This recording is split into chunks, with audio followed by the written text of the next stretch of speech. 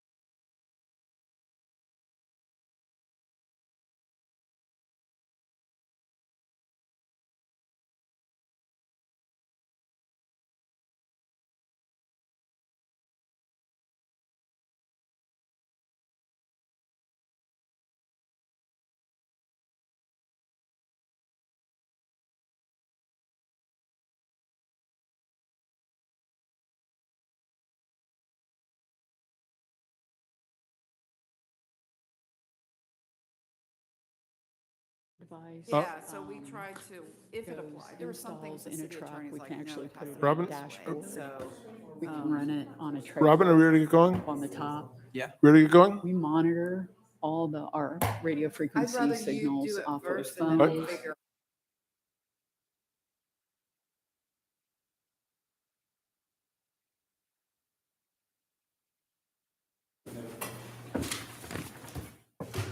I pledge allegiance to the flag of the United States of America and to the republic for which it stands, one nation, under God, indivisible, with liberty and justice for all. Thank you. Okay, I would like to call the Milton Planning Commission meeting of April 27th, 2022 to order. This is a regular meeting of the City of Milton Planning Commission. I'm Kurt Nolte, and this is a 7-member commission appointed by the City of Milton Mayor and City Council, created for the purpose of holding public hearings and making recommendations on rezoning, use permits, concurrent variance applications, comprehensive land use plan and plan maps, and other related plans and amendments to the zoning ordinance. In attendance tonight, we have Commissioner Laura Wysong, we have Commissioner Stephanie Butler, Commissioner Ron Gilbert, Commissioner Judy Birds. Absent this evening are Commissioner Sumit Shah and Commissioner Fred Edwards. The petitions will be heard in the sequence listed on the posted agenda. I would like to acquaint you with some of the rules and procedures conducting this meeting. The applicant and all those speaking in support of an application will be allowed a total of 10 minutes to present the petition. The applicant may choose to save some time for rebuttal following the presentation by the opposition. The opposition will be allowed a total of 10 minutes to present its position. If time remains, the opposition will be allowed to rebut. Since the burden of proof is placed upon the applicant will be allowed to make closing remarks provided time remains with the allotted time. The staff of the Community Development Department will be keeping track of the time and will inform you periodically of the remaining time for your presentation. Each speaker must fill out a speaker card before speaking and leave it with a staff member of the Community Development Department. All speakers will identify themselves by name, address, and organization, if applicable, before beginning their presentation. When an opponent of a rezoning action has made, within 2 years immediately preceding the filing of the rezoning action being opposed, campaign contributions aggregating $250 or more to a local government official of the local government, which will consider the application, it shall be the duty of the opponent to file a disclosure with the governing authority for the respective local government at least 5 days prior to the Planning Commission. A violation of the relevant state statute constitutes a misdemeanor. Therefore, if you have contributed $250 or more to a Milton City Council member and you have not filed a disclosure prior to the Planning Commission meeting, the city attorney strongly suggests that you have someone speak for your viewpoint. Each application has been properly filed with the Department of Community Development. Signs have been posted on each site. The matter has been advertised and the notices have been mailed to property owners affected by this zoning as required by the Milton zoning ordinance. The Planning Commission's recommendation will be forwarded to the City Council, Mayor, and City Council, the City of Milton Mayor and City Council for final deposition in approximately 5 weeks on the first Monday of each month at 6 p.m. here in Council Chambers. The Community Development Department has reviewed each application in conjunction with various agencies and departments, both internal and external to the city. Staff's recommendations, findings, and conclusions are here before us in written form, which has been made available to all petitioners and to the public. Demonstration of any sort within the chamber is prohibited, so please refrain from any applause, dialogue with the person speaking, or outbursts. Please turn off all cell phones or place them on silent. All remarks will be addressed by the Planning Commission. Please show the same respect for the person speaking that you will expect to receive yourself. In addition, the applicant shall not submit material to the Planning Commission during the meeting unless requested to do so by the Commission. All material that you wish to be reviewed by the Commission in consideration for your application should be submitted to the staff of Community Development Department to be included in the normal distribution of packages to the Commission. Finally, To the applicant, if your petition is deferred in accordance with the Milton zoning ordinance, you are required to update or obtain a new sign for reposting. Failure to update or repost will result in further delay. There are no exceptions. At this point, I think we'd like to call for general public comment. Is there any general public comment? No general comment. Okay. The first item then is the approval of the action minutes. Mr. Chairman, move to approve the minutes as submitted. I second. Okay. We've got a motion to approve by Commissioner Byrd, seconded by Commissioner Butler. All in favor? Or any discussion? All in favor, say aye. Aye. Opposed? It's unanimous. Okay. The next thing, Robin, I think is the use permit. Mr. Commissioner, I'd like to propose that we amend the agenda to move text amendments RZ 22-4 and RZ 22-5 to be heard prior to the text amendments on RZ 22-03. Second. Okay, we've got a motion by Commissioner Byrd, seconded by Commissioner Gilbert to move RZ 22-04 and RZ 22-05 ahead of RZ 22-3 on tonight's agenda. All in favor, say aye. Aye. Aye. Opposed? It's unanimous also. Good catch. So the next item is U 22-02, request for a use permit for an indoor auditorium, section 64-1846 at 12630 Crabapple Road, Suite 340 by Tascawalk LLC. Do that.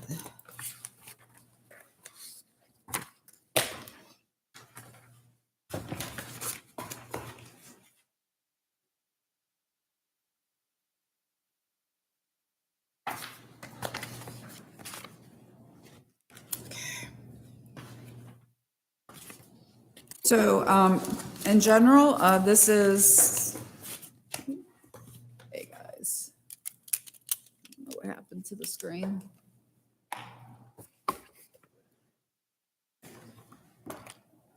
Okay.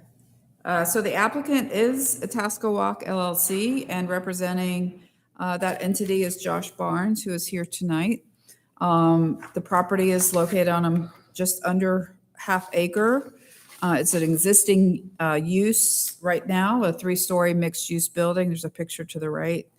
And it's a request for a use permit for an indoor auditorium within a 2,895 square foot interior space and 900 square foot outdoor patio. So you see it's going to be this 3rd floor and then this outdoor patio as well. Just from a bird's eye view, this is Crabapple 372, and it's this building here with the red around it.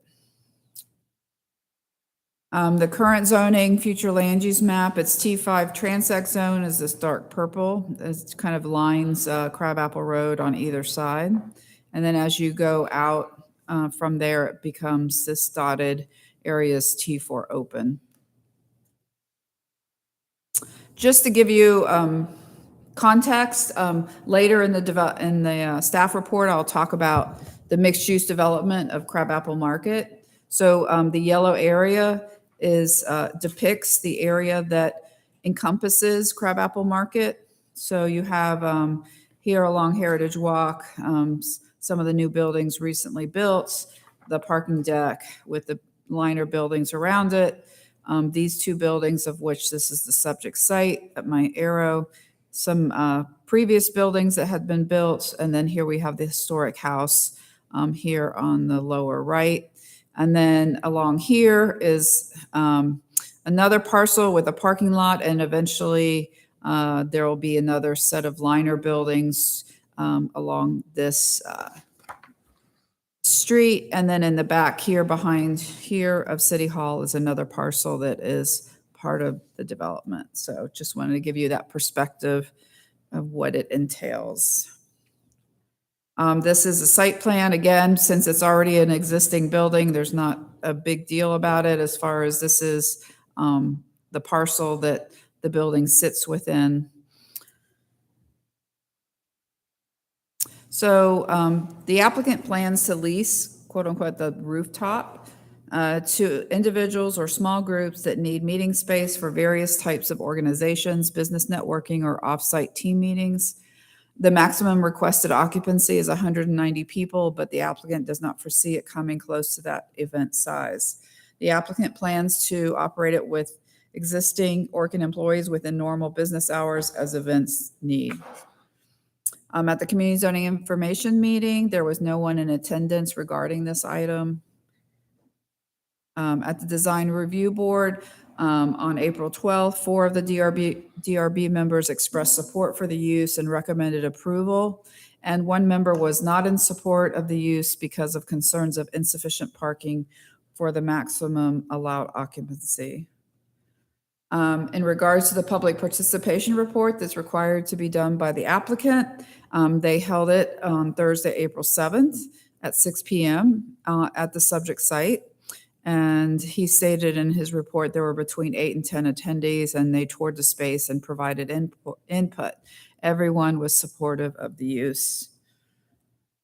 In regards to city staff comments, they're pretty short and sweet since it already is an existing structure within a development. So the arborist, public works, land development engineer had no comments. And in respect to the City of Milton Fire Marshal, the interior of the building where the proposed indoor auditorium is located has received its certificate of occupancy, and there are no additional comments. So basically it meets all the rules and requirements of the fire marshal. Environmental site analysis, the applicant submitted the required information per 64-2126. Obviously, there are no wetlands, floodplains, steep slopes, historical sites, or sensitive plant and animal species on the property. So now we're going to start looking into the site plan considerations. As I said previously, the property is zone T5 within the Crabapple Form-Based Code. The existing building meets all the development standards as required in that transect zone. So I didn't go into all the details of it.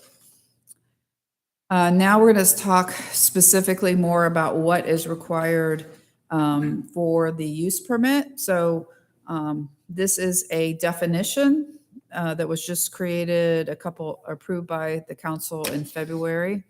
So the definition, assembly hall indoor auditorium, is a building or portion of a building for public rental for the purpose of private events, whether family, group, or corporate in nature, where access by the general public is restricted, and with or without the sale, serving, or consumption of food or alcoholic beverages.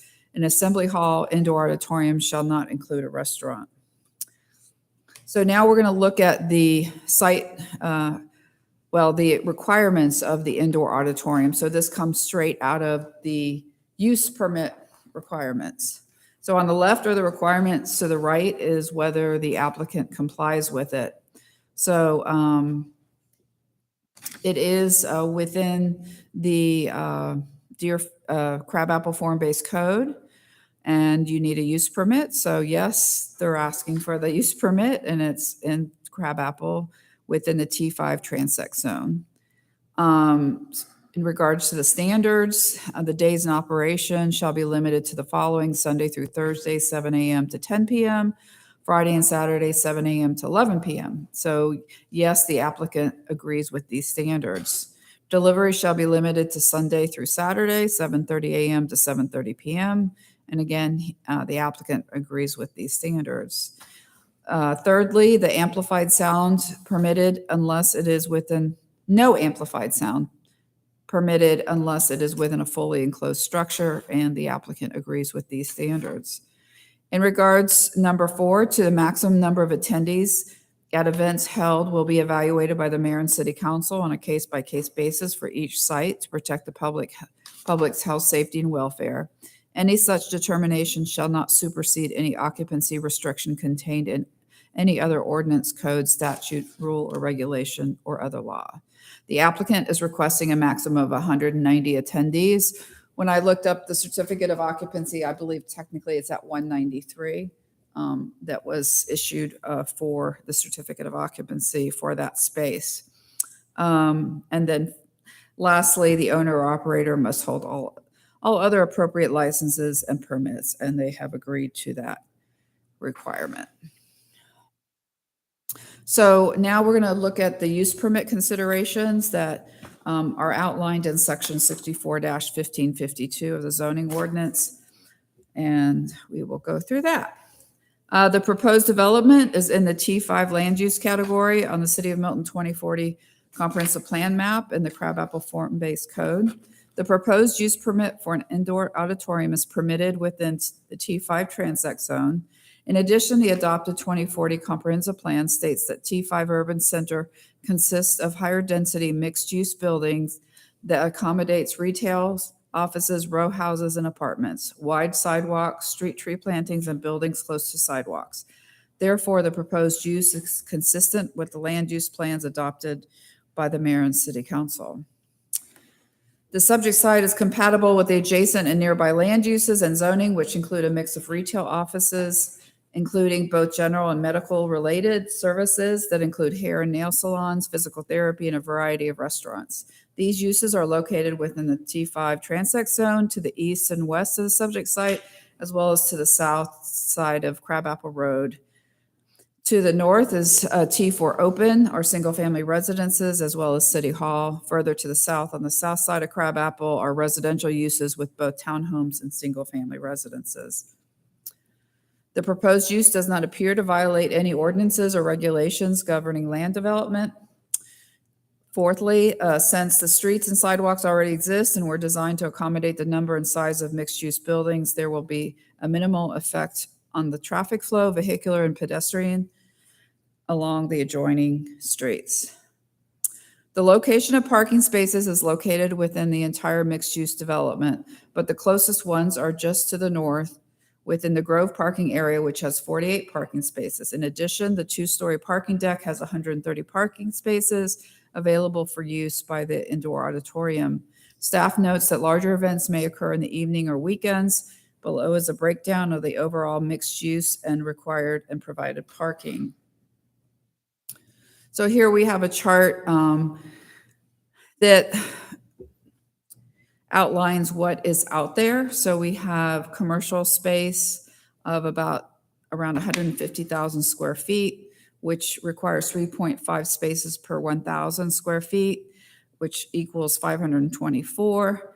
The amount provided was 532. In regards to residential units, there are 38, which would require 2 spaces per unit, garage spaces included. So if they have a 2-car garage, then that would accommodate that requirement. There's 76 that would be required, and 95 are being provided. So for a grand total of required parking would be 600 and provided is 627. There is not a specific required off-street parking ratio for an indoor auditorium, but based on the chart below, it appears that there will be more than sufficient parking spaces available when the indoor auditorium may have the most attendees, which would not exceed 190. Staff notes that a similar use, a rural event facility, requires 1 parking space per 2.5 attendees. And if we were to make that same comparison with 190, this would equate to 76 spaces for the maximum number of attendees. The applicant has supplied this chart for evaluation, and it indicates that there would be a surplus of 273 parking spaces based upon the usage and the time of day as outlined on the right.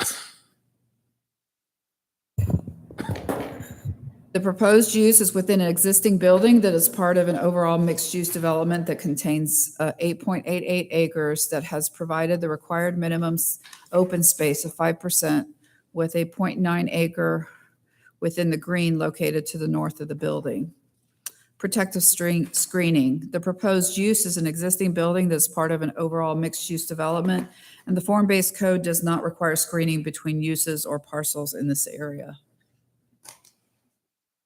Hours of operation, the applicant has indicated that they will comply with the hours and manner of operation required within the standards of the use permit, which are the following. Sunday through Thursday, 7 a.m. to 10 p.m., Friday and Saturday, 7 a.m. to 11 p.m. The proposed use is an existing building that's part of an overall mixed-use development, which has been approved by the city through the land disturbance permit process, including required lighting on the site as well as the adjacent properties. Any additional lighting that may be used on the outdoor patio will need to meet the lighting requirements of Article 4.2 of the Crabapple Form-Based Code. The existing building is at the northwest corner of Crabapple Road and Itasca Walk. There is an existing full access onto Crabapple Road that provides sufficient access to the property. So in conclusion, the proposed indoor auditorium use permit is consistent with the City of Milton 2040 comprehensive plan and map and consistent with the use permit considerations. Therefore, staff recommends approval conditional of U 2202. And as far as the recommended conditions,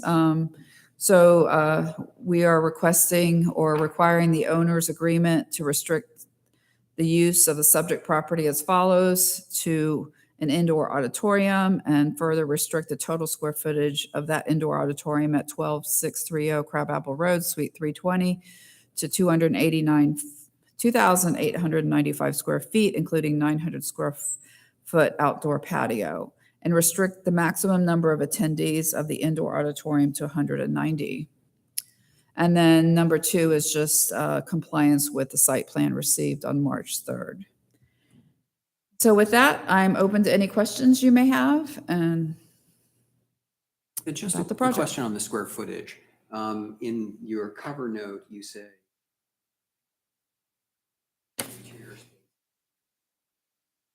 outdoor patio space. In the commentary you had there, it was sounded as if the 900 was included in the 2895. no, it's not. It's not included. Okay, that's separate. Thank you. Correct. It's separate. Yes. That's why I called it out separately as being. Let's make that clearer, because I read the condition, read it the the same way proposed I did. condition. I understand why you said that. So let's make sure when we get to the condition that it says and as Okay. opposed to including. So say 2895 square feet and the 900. Okay. Yes. Okay. And Robin, what was the concern from the DRB around the parking? Can you just articulate? So that was a concern of one member. Their opinion was they didn't think there was enough parking. Was it calculation or? That wasn't based on, it was just okay. his observation, so. Okay. I have a question. How did they come up with the number 190? So it's based upon the occupancy of the space. So you can ask any more detail about it from the applicant, but that's where the 190 comes from, is the maximum occupancy of the space. And then are we going to identify where all the parking is? So because that's why I kind of showed the overall development. So not specifically, I mean, because you have the 2-story parking deck, you have the grove, different people can park different areas depending on the time and the day. So that's not our intent to, say that they have to be parked in a certain area. So Not necessarily that they have to park in a certain area, just where is all that parking is my concern. So it's, as I described, it was in the deck, it's in the grove. What is the it's grove? Along the other road here, that there's additional parking it's actually a private road that they can use. So it's the overall, all the parking that's in that area of the market, of the Crabapple Market. You said the applicant is here. Yeah. Do they have a presentation? Do they want to? Yes, he'll have a presentation. Yeah. Okay.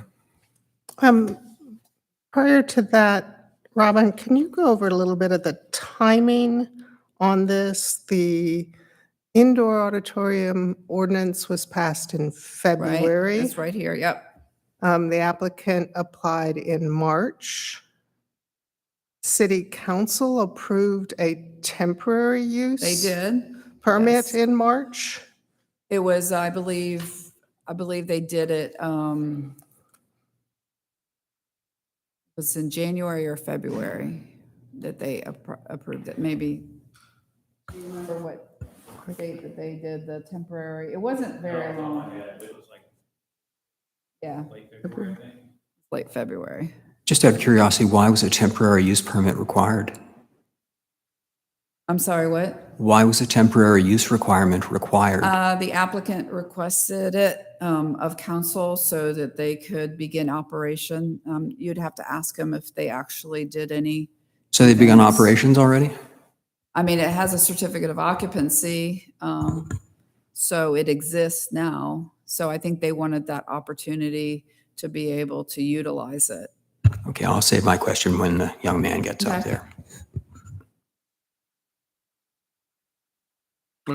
Let's hear from the applicant, and then we'll have plenty of time for questions. Okay.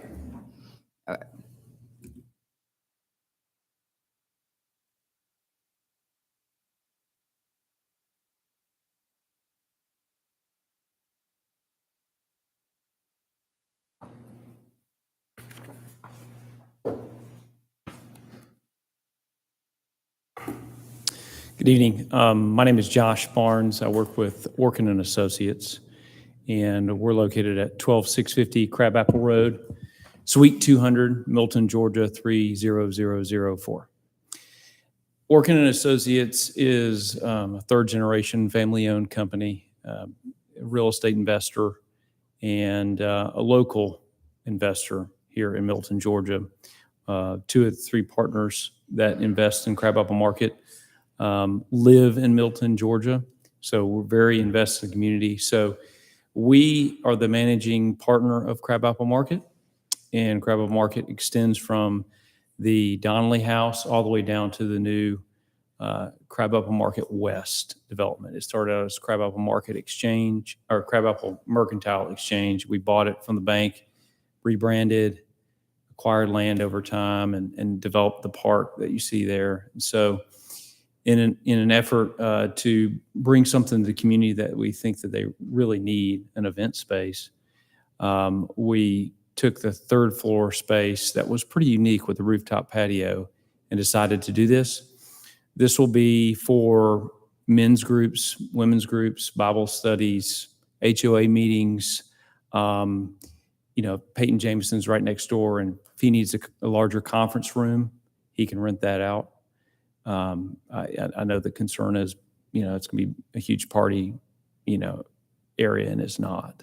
So one of the biggest concern that we've heard so far has been parking, and we have taken great pains to address parking over time and make it better, because when we first bought this shopping center in Crabapple Mercantile Exchange, it was about 2 per 1,000 square feet. So 2 spaces per 1,000 square feet of retail, which is way under park.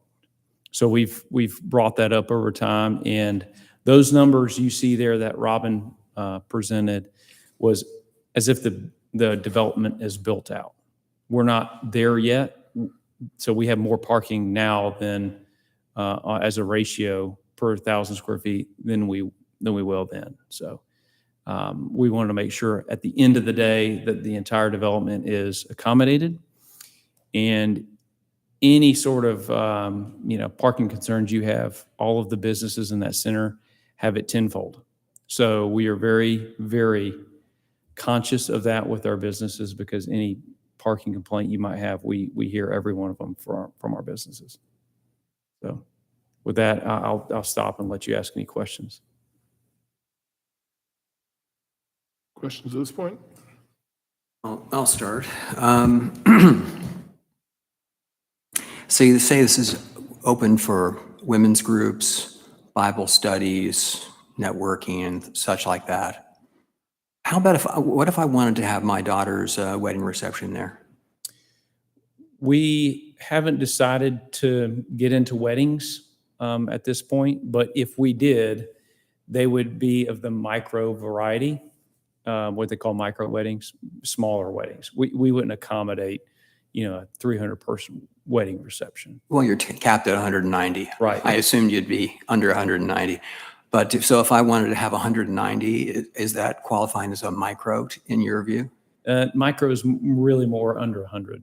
Under 100, okay. If Yeah. I wanted to have a party there, could I have a party there?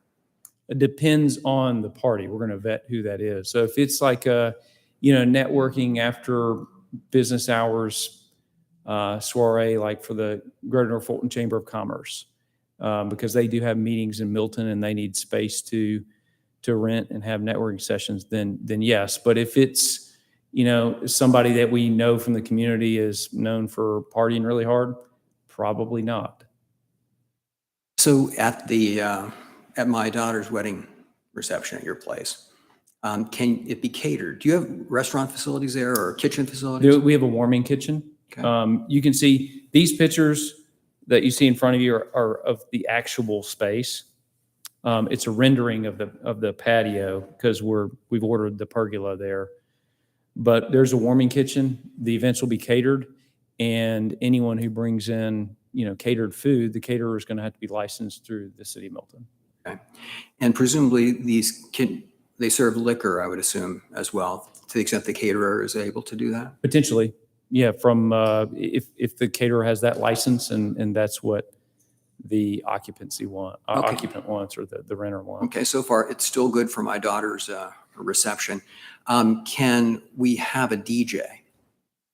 If it's within the closed, confined area. So how will people get to the patio area here? There's a door from the west side of the building. So if the DJ is playing something, they'll open the door and the sound will get out, and then the door will close. The door has a closer on it. It has a closer on it. Okay. Okay. How about bands? Could we have a small band? It's inside. If it's inside, yeah, wouldn't want it outside, but inside. Okay. All right. Thanks very much. You're welcome. Judy? A couple of questions, since the certificate of occupancy is for 193. I assume that it would include any staff that would have to be there, catering staff, et cetera. It's not 193 guests, it's 193 total people? It's 193 total. That is, by fire code, what that space is safe to hold. Anything above that number would violate fire code. So, how we got that number is the architect calculated the safety rating. It's been a while since I've done large party planning, but the space could hold significantly more than that. In fact, if you do the calculations on how many people you can put in 3795 square feet of space, even seated at round tables, is over 300. Though the CO is only for 193. Given that it has the capacity to exceed 190, how will you police that? That will be in our individual agreement with each one of our tenants, short-term tenants. So are you looking for each renter to enforce it? Or are you going to enforce it? No, we would enforce it. I just saw the rendering of the outdoor space. Is there a raised platform on that space? On the outside space, yes, there will have to be. The threshold of the door is higher up, and we have this tile system that the tiles have actually been on order. Very similar to what we have in Crab Apple Market West. You don't want people walking on your roof, so there's an elevated tile system. But nothing that could be assumed to be a stage? No. And another nearby resident had problem where their entertainment was inside, but every time they opened the doors, the sound carried. So you do recognize you would still be held to any noise ordinances when those doors got open? Oh, absolutely.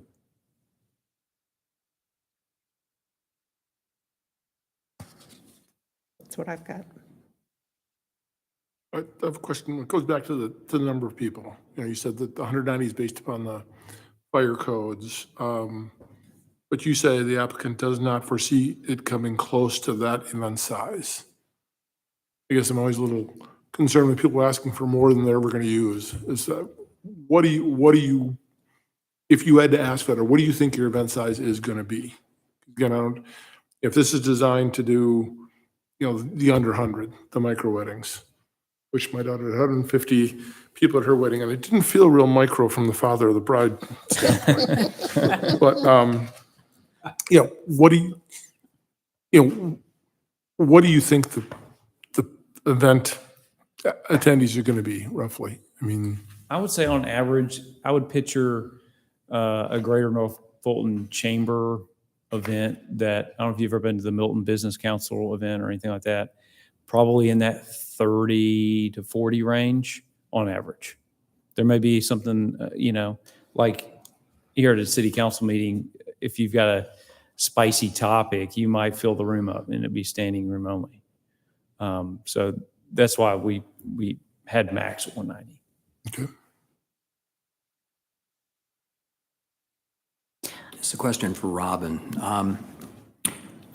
To the extent a use permit is issued for this, in this particular case, the use permit is with that particular parcel or location indefinitely. Is that not correct? Yes, Yeah, that's why I so- called it out to the specific suite number. Yeah.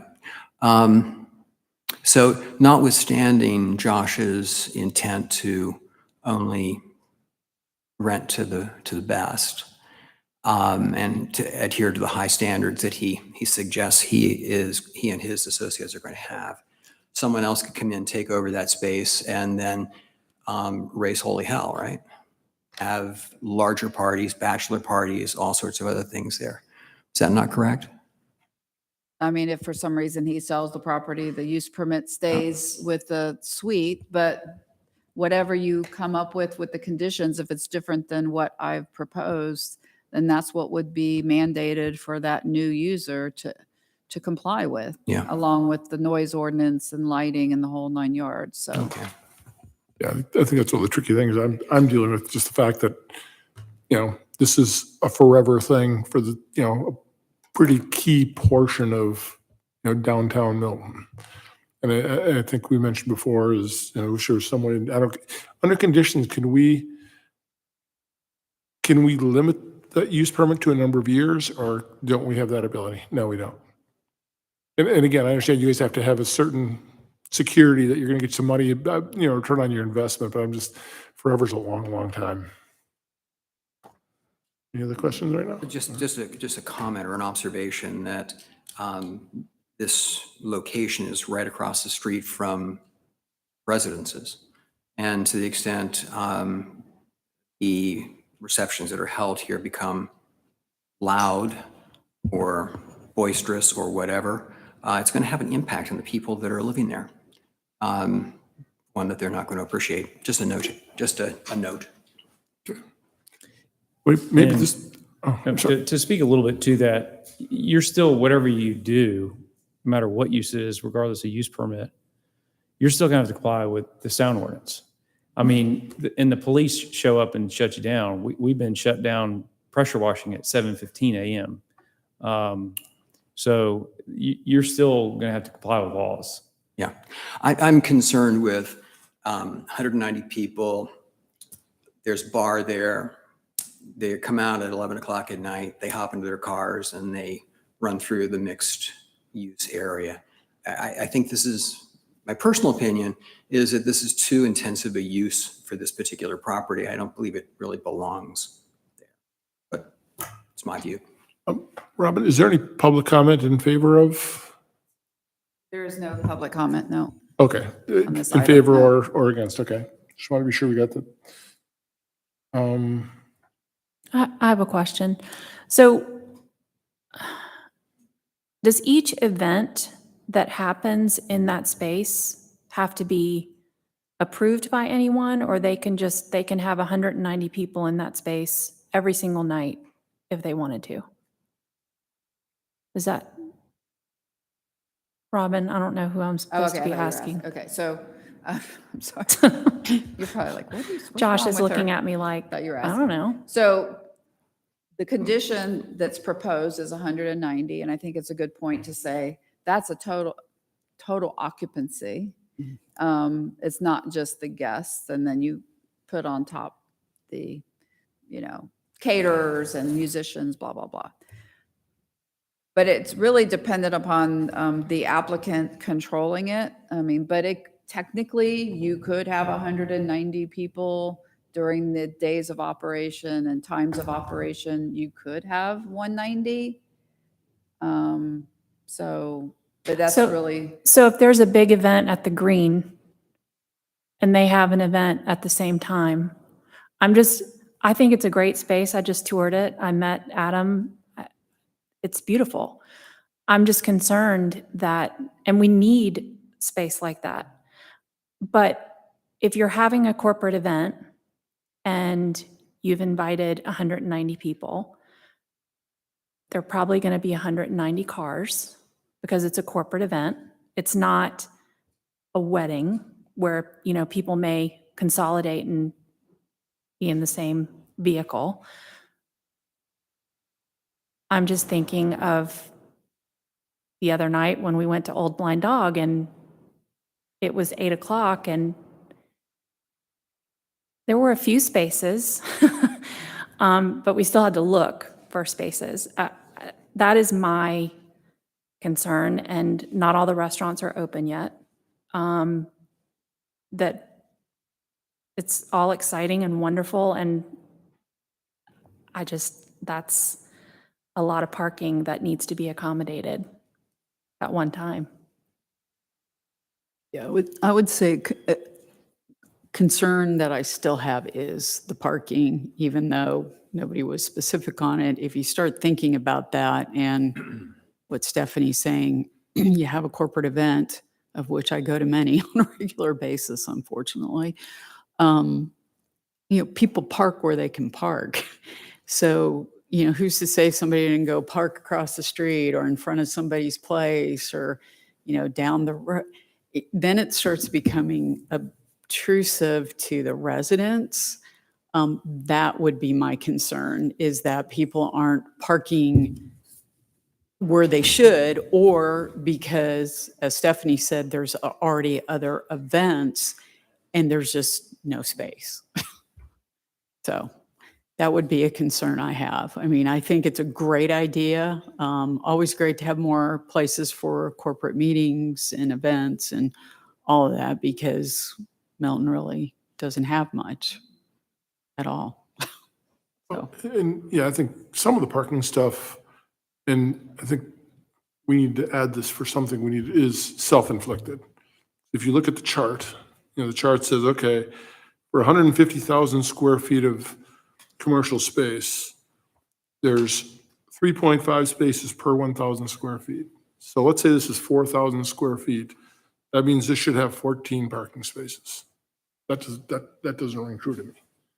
If you look at it the other way and saying, okay, this is, 150,000 square feet overall, this is, or, if you look at it that way, this is, the 4,000 is 2%, 2.6% of the total. So the 2.6 of available spaces comes out to be 14 also. I think we have a real issue with the way we calculate parking.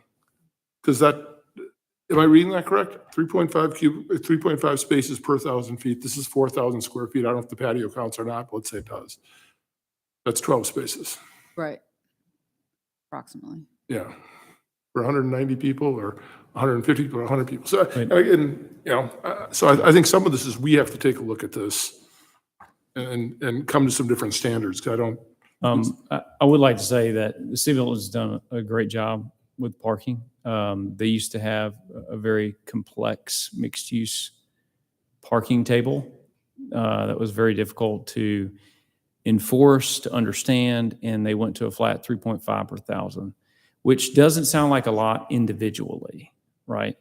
But when you look at it holistically, there's 520, or there's 600 parking spots, right? That's required, okay?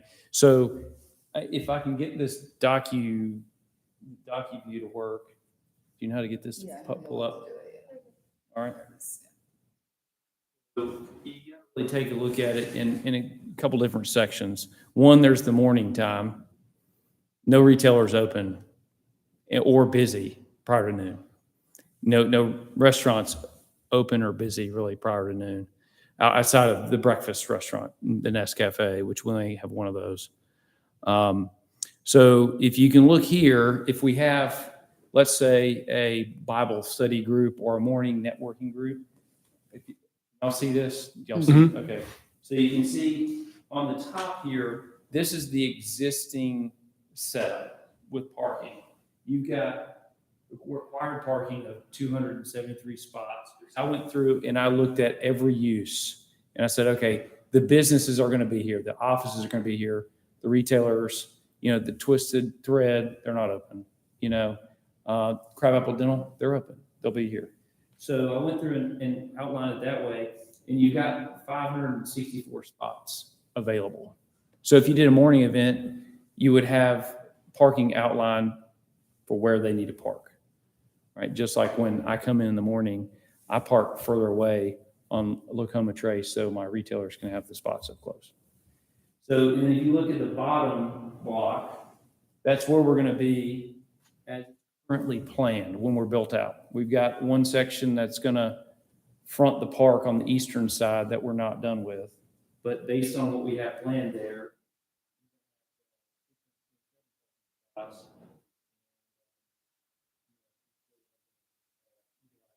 73. The reason being is that's right now planned to be residential above, retail, and maybe 2 restaurants below. Okay, so the offices won't be there. Just a question, I don't know if the residential units, I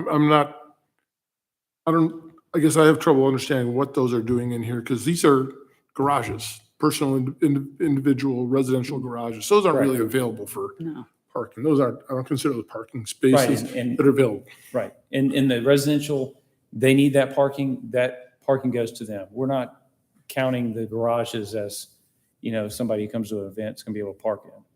Because that's what I understand, according to the chart we got, it says 2 spaces per unit, garage spaces included. That was in the total, the 600 and 627 total, the total you're using here. There's garage spaces, but there's spaces lining the Milton towns on the road, trailer Okay. parking. I just don't, I think in the future, I think that's deceiving. I think we should remove garages, personal individual garages as available parking spaces. That makes no sense to me. So you're saying, Josh, that we required 2 per unit, total parking required provided was actually 4.75. So you're really giving, So we could take out the required parking for 2, and then we could take out the garage parking with that as well. Does that make sense? And we could just make a note there that says, what The do you have residential- above that's outside the- of the yeah. garage? the residential self-contained. Yeah, Okay. I'll take a look at that. Okay, all right. So I didn't mean to interrupt. Go ahead. No, it's a good point. So then, that's when it starts to get a little tighter. From 12 to 5, you're going to have retailers open, you're going to have the offices open, you're going to have the restaurants open. Everybody's going to be here. Actually, but the Nest will be shutting down, but that's not a whole lot. So you can see it gets a light tighter there where you've only got 9 fully built out. So that's probably when we're going to have our fewest events, to be honest with you. Not many people are going to want to have an afternoon event. And if you have a lunch meeting, you're probably going to go to the Blind Dog, use their patio, something like that. Look in the evening, it gets a little better again. Retailers are starting to shut down, your offices have left. Now you've got restaurants open and active. Surplus goes back up into the 280s, 270s. Josh, a question on the parking, and I think maybe trying to reconcile the calculations, which may be based on insufficient allocations, to reality of the space isn't open yet and people come to dinner and can't find a parking spot and all your restaurants aren't open yet. So I'm trying to balance it looks good on paper with the assumed required ratios, but the experiences I hear is, I don't want to go there, there's not good, I can't find a parking spot. It's like any other downtown, like downtown Alpharetta, right? You're not going to be able to park in front of Smoke Jack. You're going to have to park in the deck and walk. You're not going to probably be able to park for the Old Blind Dog. That's a condition we inherited. And we've tried to make it better, but we couldn't make it better right in front of the Old Blind Dog unless we bulldoze the park and turn it into a parking lot, right? So a lot of people do drive by and say, oh, I couldn't find a spot out in front of Old Blind Dog. Well, no, there's not that many of them. So you're not going to be able to. So you got to park in the gravel section. You got to park in the eastern lot. You've got to park on Lacoma Trace, and you got to walk a little bit. And for whatever reason, because this is a little bit more like open area, open field, people like to walk. It's hard enough getting the offices to park further away. Meanwhile, if you were in Buckhead, you'd be parking and walking further if you parked into a parking deck.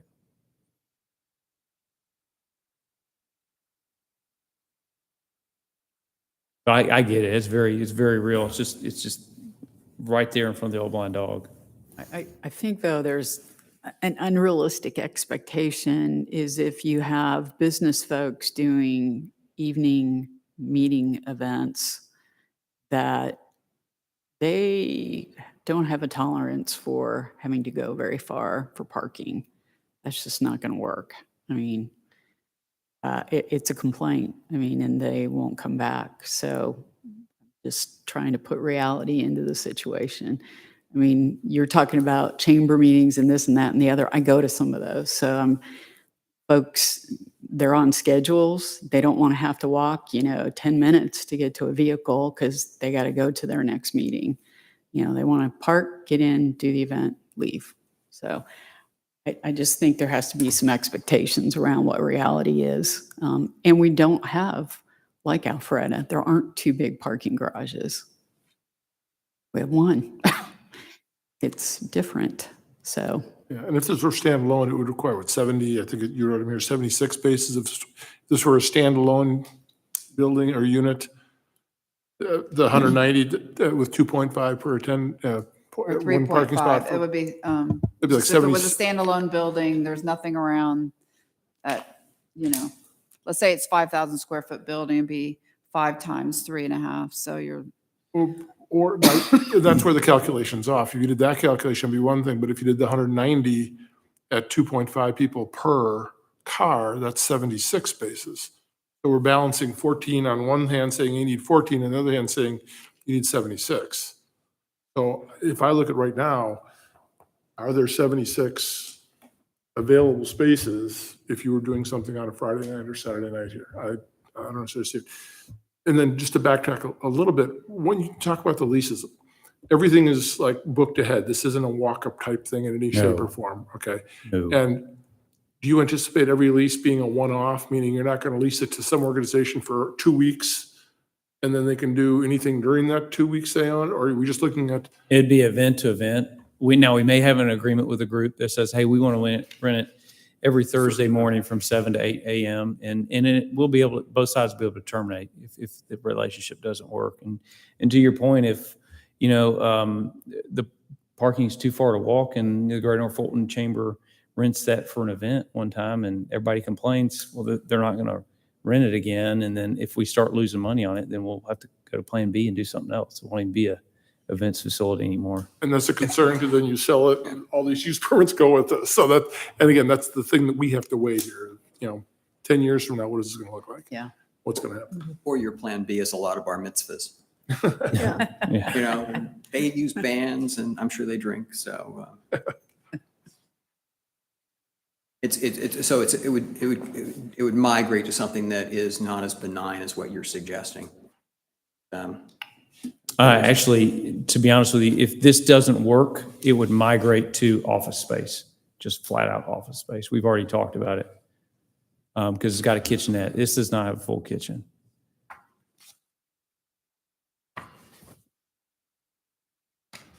All right, any other questions, comments? I guess my only question or comment, because of some of the concerns on parking, is there a number other than 190 that we feel that the parking is sufficient for? Yeah, and The applicant contends that they have enough parking for 190, but I know of a local Bible study that has 120 people. Sounds like church. There are those. and also contends that I don't think your business model is even built on 190. So, is there a number where, of attendees that we would feel would make the parking? So I think the big issue we have is the parking side. Great location, great building, great Yeah. everything. I'm still concerned about the intensity of use and disturbance to the neighbor. Okay. I just don't think it's in the right place. For the parking issue, is there any number that anybody would be comfortable with? Or? I can say that we talked internally and we're willing to cap it at 120. Okay, all right, thoughts? I have some questions for Robin, but it's more cleanup. I'm sorry, what did you say? I have some questions for Okay. you, but if there's any more for Josh. Okay. Yeah, because that moves it down to 48 designated, designated Yeah. days if it were a standalone type thing. Okay. Yeah. Yeah, I don't have any more. Anybody else have any? Okay, so on the recommended conditions, Robin, in the second line, I believe this is a use for an indoor auditorium, not an outdoor. Oh, thank you. I think in 1B, we said that it should be 295 square feet in addition to the 900 square foot outdoor patio. We talked about in C, restricting the maximum number of attendees and staff, and now possibly 120 versus 190.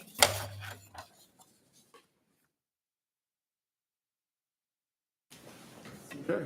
Any other discussion or I'll entertain a motion? I'd like to move that we recommend denial of U22-02. There's a second? Second? Okay. Any other discussion? So all in favor of recommending denial, say aye. Aye. All opposed of denying, say aye. Aye. Aye. So it's 3-2. Would you like to entertain another motion? I'll entertain another motion. I recommend approval of the use permit U2202 with the following changes to the recommended conditions. That the use permit be for an outdoor auditorium, You're changing that. indoor auditorium, sorry. Sorry. Thank you. That the total square footage be 2895 square feet in addition to the 900 square foot outdoor patio. To restrict the maximum number of attendees and staff to 120. To assure no outdoor entertainment. Say that again. To assure no outdoor entertainment. Okay.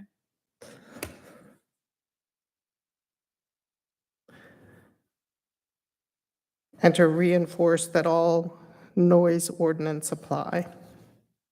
So don't usually speak to the attorney, but we don't like to make conditions where there's already regulations in the code. So I will retract the noise ordinance apply, but keep the condition of no outdoor auditorium, no outdoor entertainment. Right, I got that. Is there a second? I'll second. Okay. Any further discussion? All right. All in favor of recommending approval based upon the recommended conditions outlined by Commissioner Birds, say aye. Aye. All those opposed, say nay. Nay. Nay. Oh, same vote.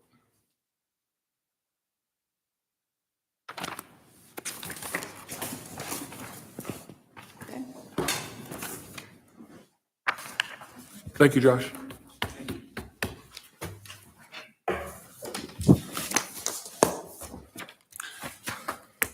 Yeah, Robin, can you make a note that we kind of review the whole? They moved some. We knew it's best for a while. I know best for last. Robin, can you make a note that, we really need to look at the whole parking figures and how that's calculated and if that's being done correctly? Because I agree, I think we've got a bad parking situation already.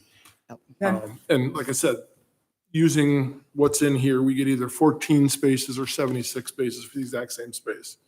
So how can that be?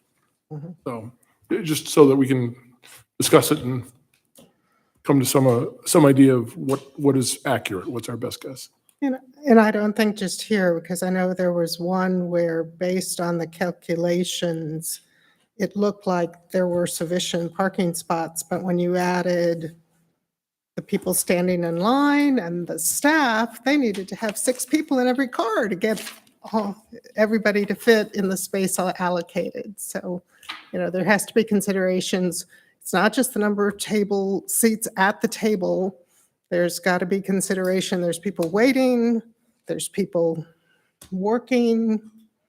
So the whole, and I don't know that I'd use Alpharetta as a model because you talk about them having spaces. I've gone to Alpharetta, you can't get in that garage is full. Oh, yeah.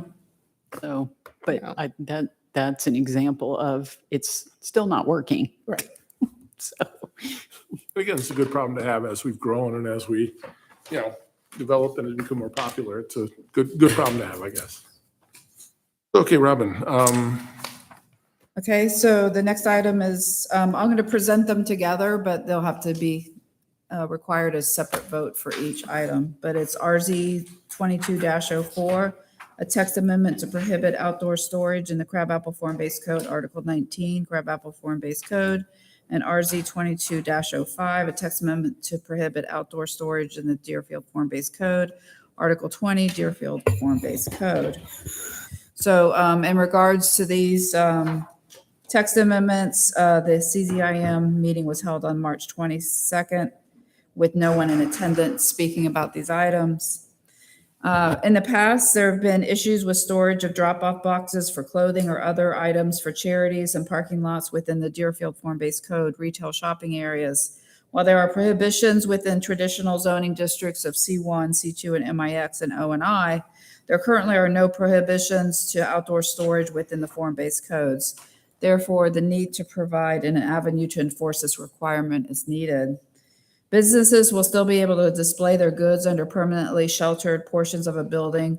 Although currently there have not been issues within the Crabapple Form-Based Code area, staff is providing the same prohibition of outdoor storage within Crabapple. So I will,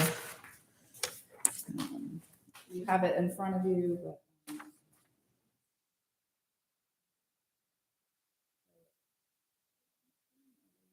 Faster.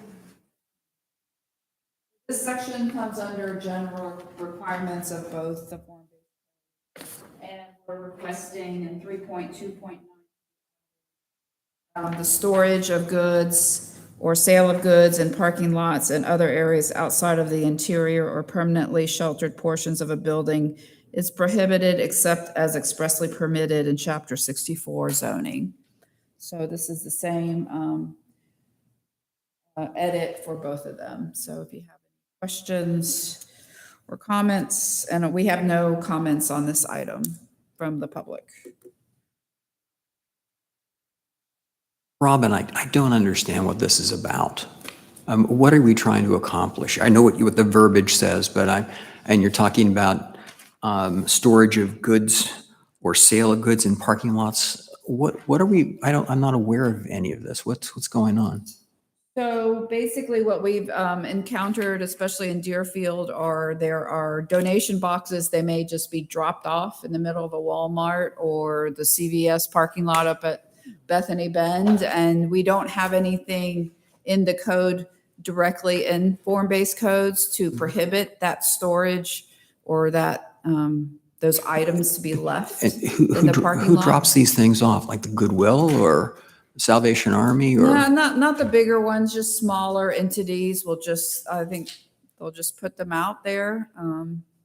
Like I said, we don't have that problem here in Crabapple, but again, it could start coming. So that's why we're including Crabapple. But in Deerfield, it's a fairly common practice, and we've had code enforcement go out and ask them to remove it. But technically, as I stated in the memo, it's covered under the traditional zoning, but the Crabapple form-based code and Deerfield kind of are standalones. And so we needed to make sure we protected that area, these areas as well. So it's not so much that people throw up a tent and start selling, rugs on, that's not really happening. It's just people leaving stuff in parking lots. Oh, it's happening. Oh, is it starting? Okay. No, I was in Alpharetta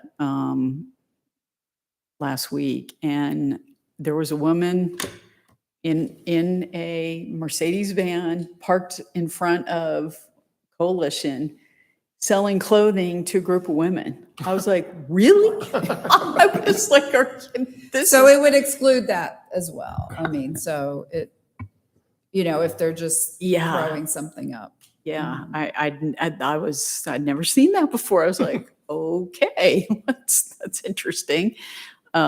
So where does this fall?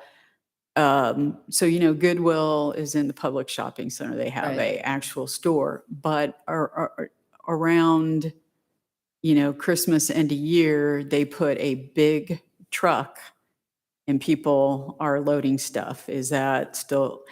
To me, they should get a permit for that if they want to do that, and it's for a certain number of days, but they do that.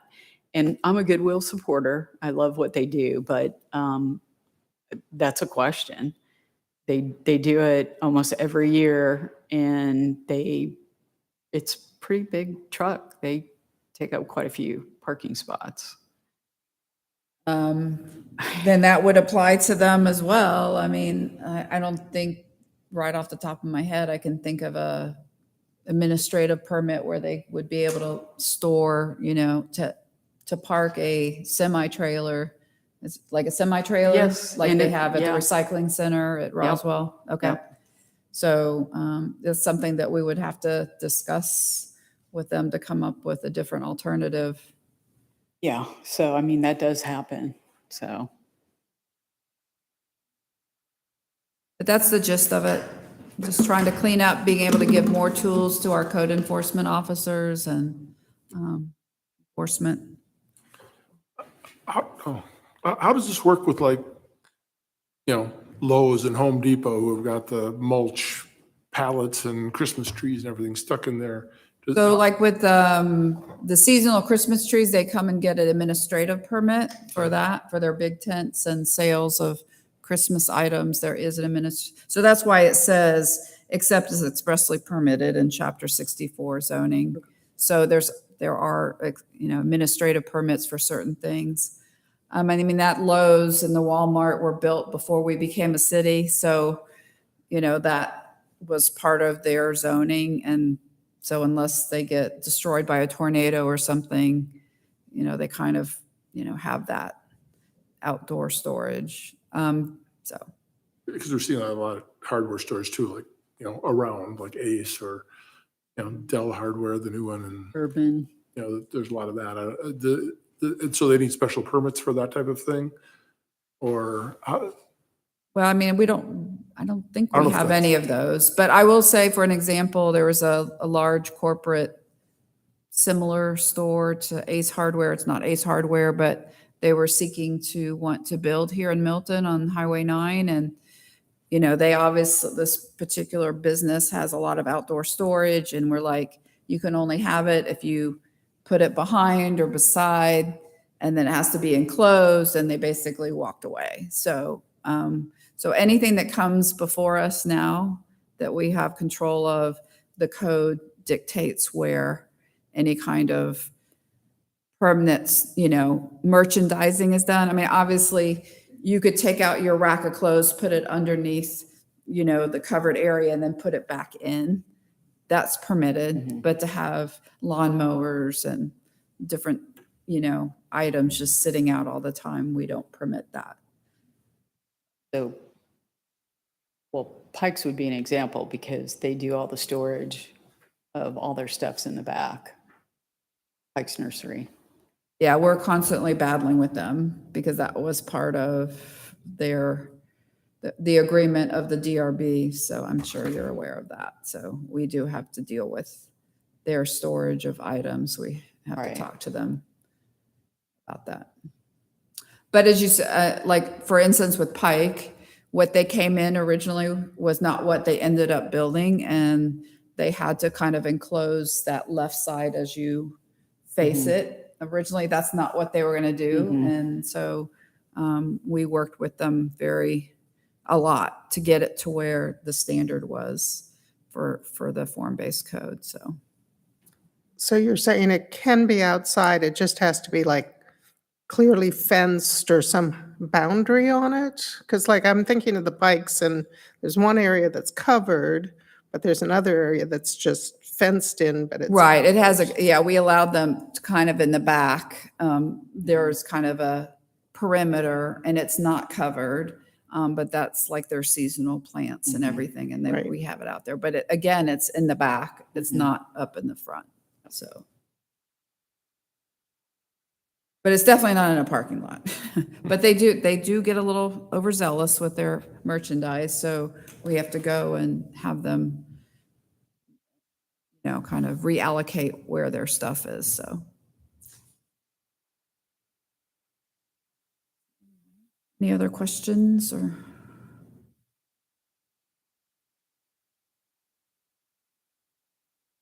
Do I hear a motion?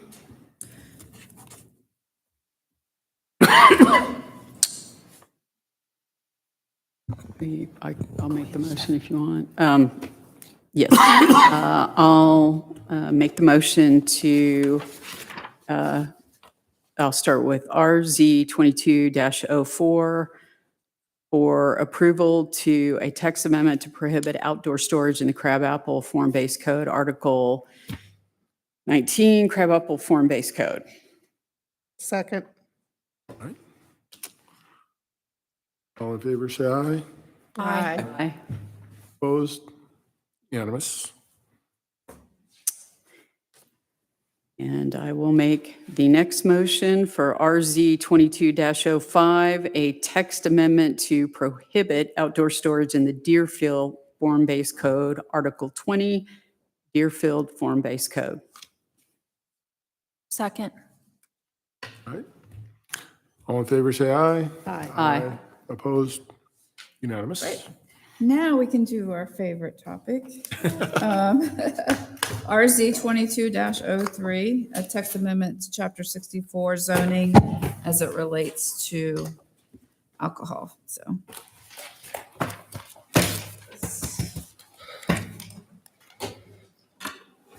What's that? Yeah, that's fine. Good evening, Commissioners. Hi there.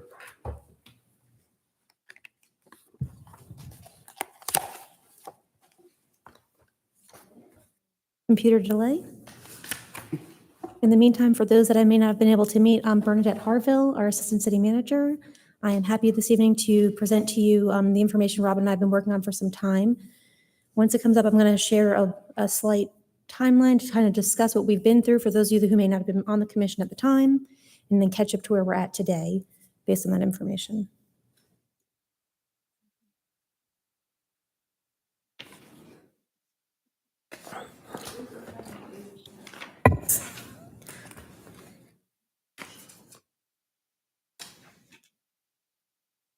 So the timeline before you is slightly deceiving because we have been working on this for quite some time. You may recall that back last September, we were before council as we've had many businesses with some unique configurations and ideas come in to request the ability to serve alcohol on premises. The Chapter 4, as it existed, that Chapter 4 is our alcoholic beverages code of the City of Milton Code of Ordinances, did not allow for some of those uses.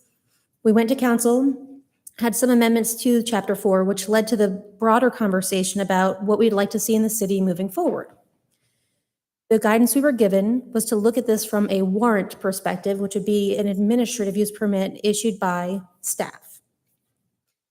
When that came before the Planning Commission, last November, I believe it was, the Planning Commission felt that that was not a strong enough requirement and asked that it may be by a use permit issued by the council. We had a joint work session between the Planning Commission and the council early in December of 2021. And that yielded this new timeline that you see before you to actually issue the use permits. So Robin and I went back and we have drafted the information throughout Chapter 64 to include definitions that would be associated with alcohol uses as well as use permits.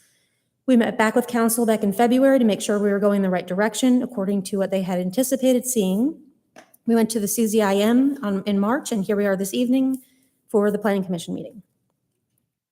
I just wanted to remind everybody of what the original iteration of what we started talking about looked like. You'll remember that our full-service restaurants or eating establishments, those are the establishments that have 50% of their gross revenues derived from prepared food and meals that are not alcohol-related, are by right where zoning allows them. So in the Crabapple Form-Based Code and the Deerfield Form-Based Code, as well as some other areas out in C1 and MIX, you can have them by right. Then we started looking at other businesses that serve alcohol. We have those assembly halls and rural event facilities. They have to have a current council-issued use permit today, so that's going to stay the same. We won't have any changes to that. And again, only where zoning allows them to be. We then started looking at some of the types of businesses we were seeing coming in through Chapter 4. We have those limited food service restaurants. They are typically 70% alcohol consumption on premise, 30% prepared food and beverage, for food and beverage prepared on site. We have a category in Chapter 4 that we call craft beer and wine markets. We've kind of broadened that concept into general retail. Now that we will have a use permit, it will give you the ability to hear out more concepts, but tailor them through the conditions of a use permit. We have those manufacturing brew pubs and breweries.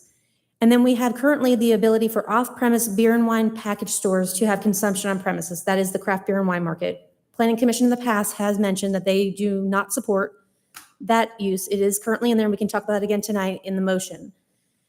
The prior iteration had those under an administrative variance or warrant admin use permit. This iteration has them all under a council-issued use permit. So just wanted to clarify that we have changed all of that within what you're going to see this evening.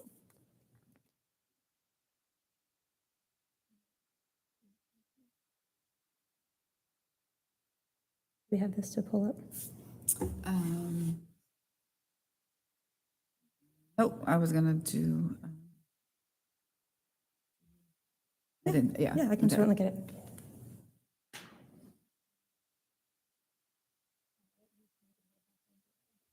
Okay, let me get my, So in your packet this evening, you have the original red lines that Robin sent to you. And you'll see the blue lines are what were prepared after we worked with our attorney, Paul Fricke. Robin and myself got together to just clean up everything one last time. So you see any changes that were made in those blue lines. So we would like to go, I think it might be easiest to kind of go over it. I know it's some time consuming. If you don't want to go over it page by page, you don't have to, but if you'd like to, we can kind of go through them. Once you get through the first set of definitions, they are the same in the other sections. So you guide me on how you'd like to see that. right. Bernadette, Yes, ma'am. in at least comparing some of these definitional changes to the state code, it appeared the effort was to align our definitions to the way the state defined many of these.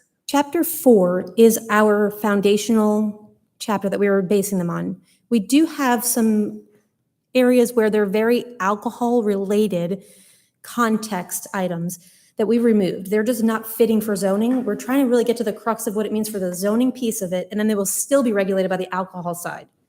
So Chapter 4 is in compliance with the state and tailored a little more specifically to Milton, and this will help us tailor it even further through a zoning use. So I just want to, that wasn't just our opinion, it was the city attorney's opinion, not to kind of get all those very specific regulations that might be in the definition in Chapter 4. So it's not just us saying that, it was legal review. Robin, it looks like we do have some public comment on that. At what point would it make sense to have that versus, because this could take a while. We spoke earlier, and public comment would like us to go first to ensure that we've addressed some of the concerns first. Right. And we can always stop if we can kind of do, if she wants to chime in, that's no Okay, problem. I just But want to try to be yeah, we considerate covered- of, She can raise her hand if she's like, I'm ready to go. We're hopeful All right. that we've kind of addressed everything, and hopefully that'll be the easiest thing. So before we start, just an overview. There have been edits to the definitions of 64-1, which is the main part of the zoning ordinance, as well as the form-based code. Staff has attempted to make definitions consistent between the various sectors. So I made an attempt, and there were some, there's corrections in this version with the blue line. So there were some items that I had missed. So as you reviewed them and you said, oh, Robin missed this, this, and this, hopefully that'll all be resolved in the blue line that you have as we go through it. Actually, I wanted to comment that I thought that what you sent out this time was much better than the last. It showed that you had eliminated some of the stray references to things like courtyard market and what Right. have you that were just odd. So you've done a lot of work on this, and I wanted to respectfully say that I thought you'd done a good job in taking the next step with it. I do have one question, though, as we get into this. There are a couple of references in here that don't have anything to do with alcohol. For instance, the special events was eliminated, and in the another section, the allowed use chart, I believe it is, there were references to crematoria and such that was inserted in here, and I'm not sure what that would have to do with alcohol, unless you're trying to get wakes. Well, let's hit on them as we go through there to make sure we don't Right. have anything extraneous. I know that the special events piece was approved to be removed from Chapter 64, and this was just striking it. I think it's just to show you that's already been removed. Actually, Right, so the council's. I already think we voted on- deferred it until Oh, we it did will already- be removed. You all heard it, I believe, in November to eliminate the administrative permit for special events because it's going to be put into Chapter 34, which is Parks and Rec. So you all have already recommended approval of striking it.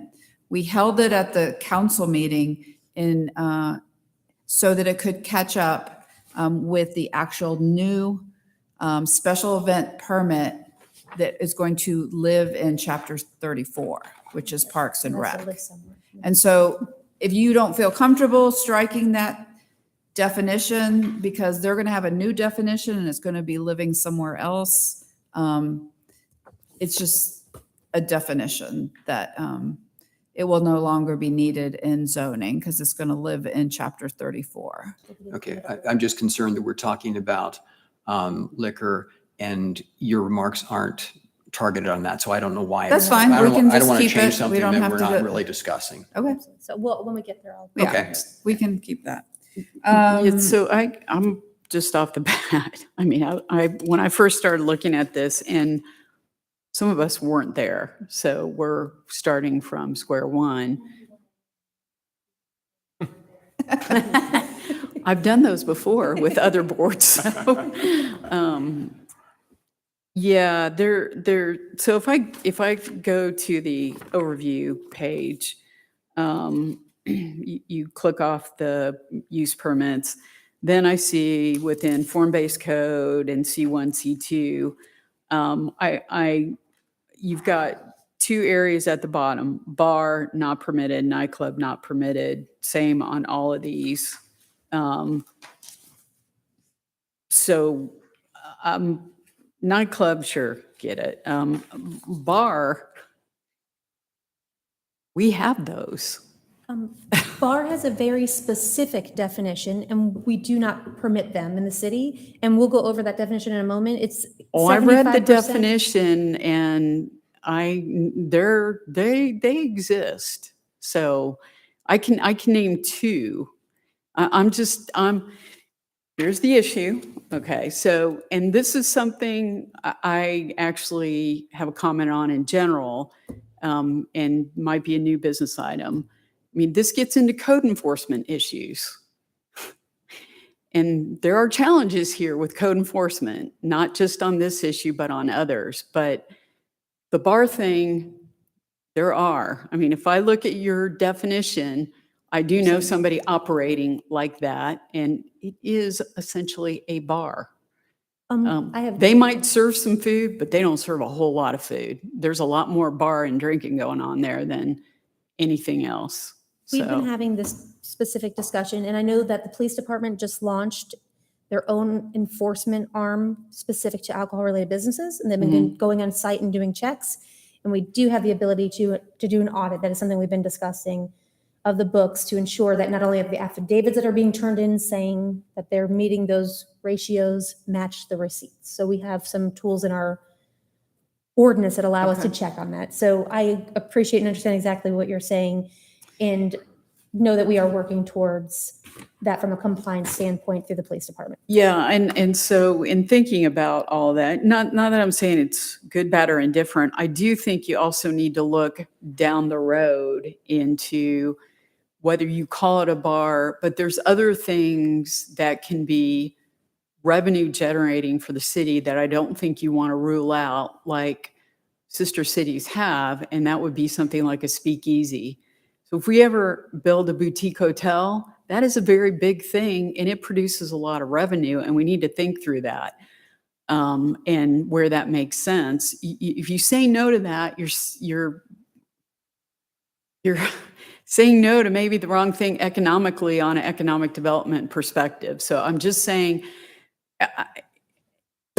and I don't, yeah, let me go back here because I'm starting to dig a hole, and I don't mean to, but frankly, I'm a bit frustrated that I got this on a Friday, and this is a lot of stuff, and I wasn't here in November, neither was Judy, and neither was Stephanie. Okay, some of us were on other boards, and so I was not involved in any of this. So I'm like getting hit with this, going, there's a lot of stuff, there's a lot of important information in here that I would really like to spend some time and dig into, because you're talking about future economic development, which that's a big deal for me. I spent how many months helping out on our, forward planning. And I think we can't, just say, let's broad brush this. I wasn't there, and I'm not going to move forward and agree to something until I really understand and dig into this. It's my job. That's why I was put on this planning commission by my council members. So I just feel like we were thrown this, and I need more adequate time to dig through this. I'm happy to start on some of this, but this is a lot of stuff. I'd love the opportunity to try to start at least going through Absolutely. it and having those initial conversations. And there is a whole plethora of information that probably isn't being shown to you because you aren't seeing chapter 4. Mhm. So specific to hotels have different rules and regulations than these other types of establishments. They have different exceptions from a state perspective. So there's a lot of things from an alcohol regulation that is not coming before this body, that we have discussed at length also with the council from a chapter 4 perspective. So it's kind of where I will do the best that I can to get you feeling comfortable. And if we're still not, we'll at the end kind of make a decision Okay. to see where we stand then. Yeah, that's So, fine. but our goal is to look at requiring a use permit tailored by not only the advice of this body, but our council each time someone comes forth and doesn't meet a 50-50 restaurant or a traditional beer and wine package store. So those are going, and we have smaller ones like incidentals where they do the giveaway of a glass. Those are not going to be considered. But if you're selling for consumption on premise, going forward and you're not those two traditional uses or selling alcohol, liquor by the bottle, you will be before this body and before the council and the public to have feedback. So I hope that that will give you a little bit more comfort, but understandably that, that may not be the only thing, but.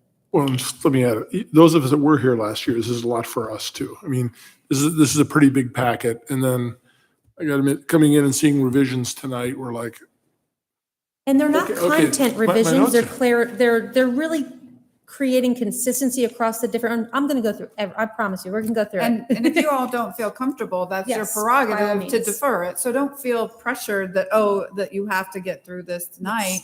We want to be able to supply you with the adequate information, answers to questions, Let's things get it that you might started. have. So please don't feel, I know it is a lot of material. It really is. I understand that. and it's important. This is a big, Yes. this is a big topic for what we're going to become or what we are, or what we want to be. So, Yeah. yeah, I'm And gonna it do does this. directly come from that joint work session, the exact guidance we were given by, and I know not everyone was on this body, nor were the people that appointed you on that body, and we do recognize and appreciate that.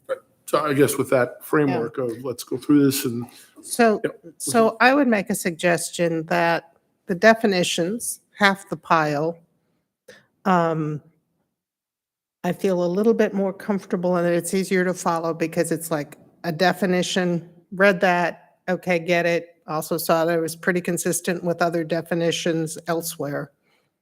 So felt like I could do this 10 pages at a time to be comfortable. The other part where you're starting to talk about what applies where, I got lost in the spaghetti, and that's when the dog ate my homework. So, So the conditions and the actual on the table where they land as allowable uses? yeah, so that was more harder to follow the spaghetti between, but in the hope of getting something done tonight, I would feel at least comfortable, and we don't have to go through everyone because I can read. I don't know if we want to take this like 5 or 10 pages at a time and say, does anybody have any questions? If not, move to the next 5 and then approve. So Or I think just approve just the to definitions? remember that the definitions of the 3 sections, they should be basically the same. Same. So it's not like you're doing it 3 times, but, If we can at least go through them in the first section, so everyone the- feels comfortable, they've heard it one time through, and then when you see it pop up again. That's up to the body. I'll be happy to go as fast or as slow as you guys agree to. Does anybody need, One other comment I think I'd like to First make section. is, having been the chairman of the design review board prior to coming here, and I know Stephanie was on the BZA, so some of the stuff that's in here, I will tell you, we filled up a whole and outdoor because of the whole farm winery thing. Okay. I mean, that it was pretty insane. And there were just a lot of frustrated people because the DRB gets some of this stuff, because we did. We were not prepared for that. Okay. And I do think, actually, I mean, I know, Charlie really well. I think going through this with that body would help them and help us both. And so that you don't get blindsided when this happens, because we really were blindsided. Frankly, we had a couple of these that, I think would have been helpful for us to have worked through some of this stuff. And I actually wouldn't mind proposing maybe jointly going through this with them. I mean, I'm just saying, yeah. I'm trying to think about who else has to do this stuff. Because Right. I've been on that other side having to deal with it. And Well, should we view this as a first reading and then maybe have what do people feel about having a work group with, Charlie and his group? when we get But into. they need to understand it, so I think they have to read it, but they're not the ones that have to give the I don't think this would be recommendation. for them. We're just talking, I don't think anything related to alcohol other than the farm Well, I wineries will- would be so from I a will- building. so let me The just design of the clarify. building would be, right? Right, so Use permit. if there's use permits, they come as a courtesy review. Yeah. And I will say, over the years, I think what I perceive of the DRB's requirement, or what the code tells them to do, is to deal with design, the physical part of that use permit. So let's say if somebody wanted to build a brewery, it's not so much the use that's the issue, it's the design of the building. And is it meet the requirements of the form-based code or the whatever code it applies to? It's design, it's the parking, it's the use, it's everybody. The physical in the aspect of neighborhood. it. It's a physical aspect isn't what of we're it, but it's addressing not tonight. necessarily Maybe we the could- purview. I'm not saying that they shouldn't know about it and be educated on it. I'm just saying that their purview, in my experience, should be more the physical part of the request. If there is a physical, like, for instance, tonight, so you did have the parking issue, but there wasn't really much, so that was an issue that was brought up at the DRB. But it wasn't really the alcohol part, or, okay, how are they going to serve alcohol? It's, it's really would be by a caterer or whatever. I mean, I'm not saying that that's not a valid point. I just don't know if they need to be involved so intimately. I mean, I think we can do like a work session with them and say, these are the items, new use permits that are being proposed. I think if we get a chance to maybe talk about it, we can get into, I feel like I'd love the opportunity to at least just start discussing what actually is in it, since everyone hasn't felt like they've had the real chance to read it. Sure. And I mean, think that, I think it is, I'm just trying to, I want to go back to, I think we've got to improve for the city the ability of information going between boards. It's not like we're all on an island. We shouldn't be, because if we are, then we're not doing the best job to integrate all of these entities, because essentially stuff gets passed. So there is a process. Yeah, I've been involved with the city for a long time. I'm just saying there's always a way to improve what we're doing, and we should be doing it.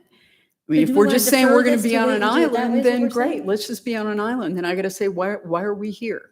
what I'm asking is, do we want to defer the decision to actually get the use permits in place for DRB to hear about the, is that what we're saying? Because then we can. Well, we can discuss this. I'm not sure we're going to get to a use permit tonight, but we'll be happy to, because I think there's a lot of unanswered questions here, and it goes back to 2040 comprehensive plan as well, and it includes economic development too. And if we're not going to talk about that, No, absolutely. then I think then, we can have at least the initial discussion this evening. Yep. Kind of get everyone familiar with some of the terms and what we've been discussing, and caught up maybe from that perspective. From council's feedback, this was the most economic development friendly opportunity that still gave the city the option to tailor to be what Milton wants to see. Where before we kind of had it in chapter 4, and chapter 4 doesn't really allow you to tailor things in that way. There's one rule and it fits all or it doesn't fit. And this really says, hey, we're interested in that concept. Let's hear more about it. Like you did this evening and said, well, you know what, that was too many people, or this is, how about this? What about this level of music or no music and signs and things? So I'm hopeful that even though it feels uncomfortable, that at the end, it really does hopefully address everything everyone's been looking for. I think But at some again, we don't have to point, get you an answer tonight. we need to click down the list too of what's on the plan. I mean, I think we've got to keep doing that. It's like we're doing stuff, but yet we spent a whole lot of time and effort putting together a comprehensive plan that is input from our community and citizens. And if we don't look at all of that with that in mind, it's It's like, why did we do that? Yeah, you're absolutely right. We haven't had any substantive report outs from the city with regard to our progress on the comprehensive plan, which is at least 6 months past due at this point. Right. Well, it's- So, but back to Bernadette's, I think it was my experience back in November that this was a lot to chew on. And I recognize that some of our don't have the benefit of the experience back in November, which ran late into the night. So I think what would be a good way for us to start perhaps would be just for you to walk through it and just be open to a lot of questions. I think And that's, I want to echo Laura's concerns about trying to tie this together with other things that are going on in the city. So we think of this not as a definition in isolation, but in something in a broader context, which is really the fabric of Milton. yeah, I think, like I said, we should, I'd agree. We should look at this almost like a first reading. So we can go through this, ask questions. I really, if I had a crystal ball, I'd say, I don't think there's gonna be much voting on these things, possibly the definitions. As Judy pointed out, if they're black and white, let's get some things accomplished. Right? Let's just walk through this and start with a baseline, because I think we're all coming at this from different places, and let's try to get something accomplished on this. So, I appreciate that. I'm open to any questions you have. I think that's great for us to walk through it together. The first definition that we come,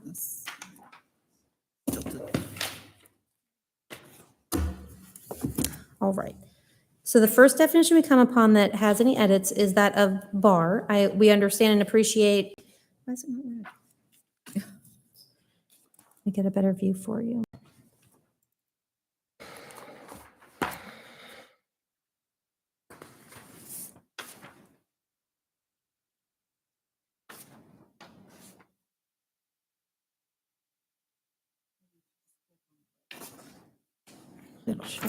Should show it all the way. I want to do that each time. Okay. All right. This definition of bar comes straight from Chapter 4.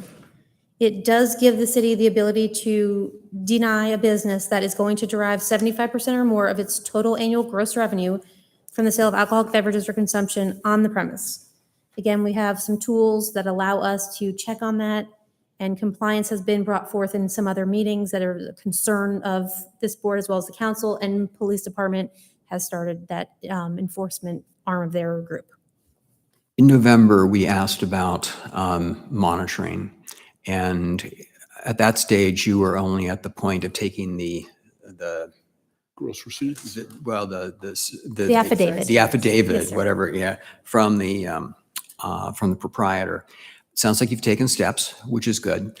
But I'd like to understand that process in more detail about who's going to be doing what, how's it going to work.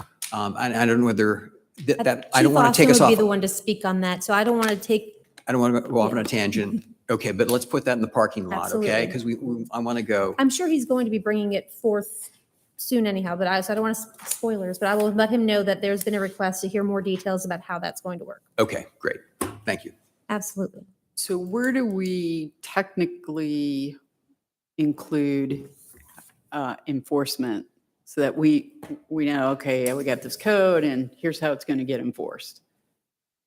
So enforcement for alcohol comes out of Chapter 4. So it Okay. wouldn't be a zoning related item. That would be a alcoholic beverage related item. And Okay. throughout most of that chapter, it refers to the police department.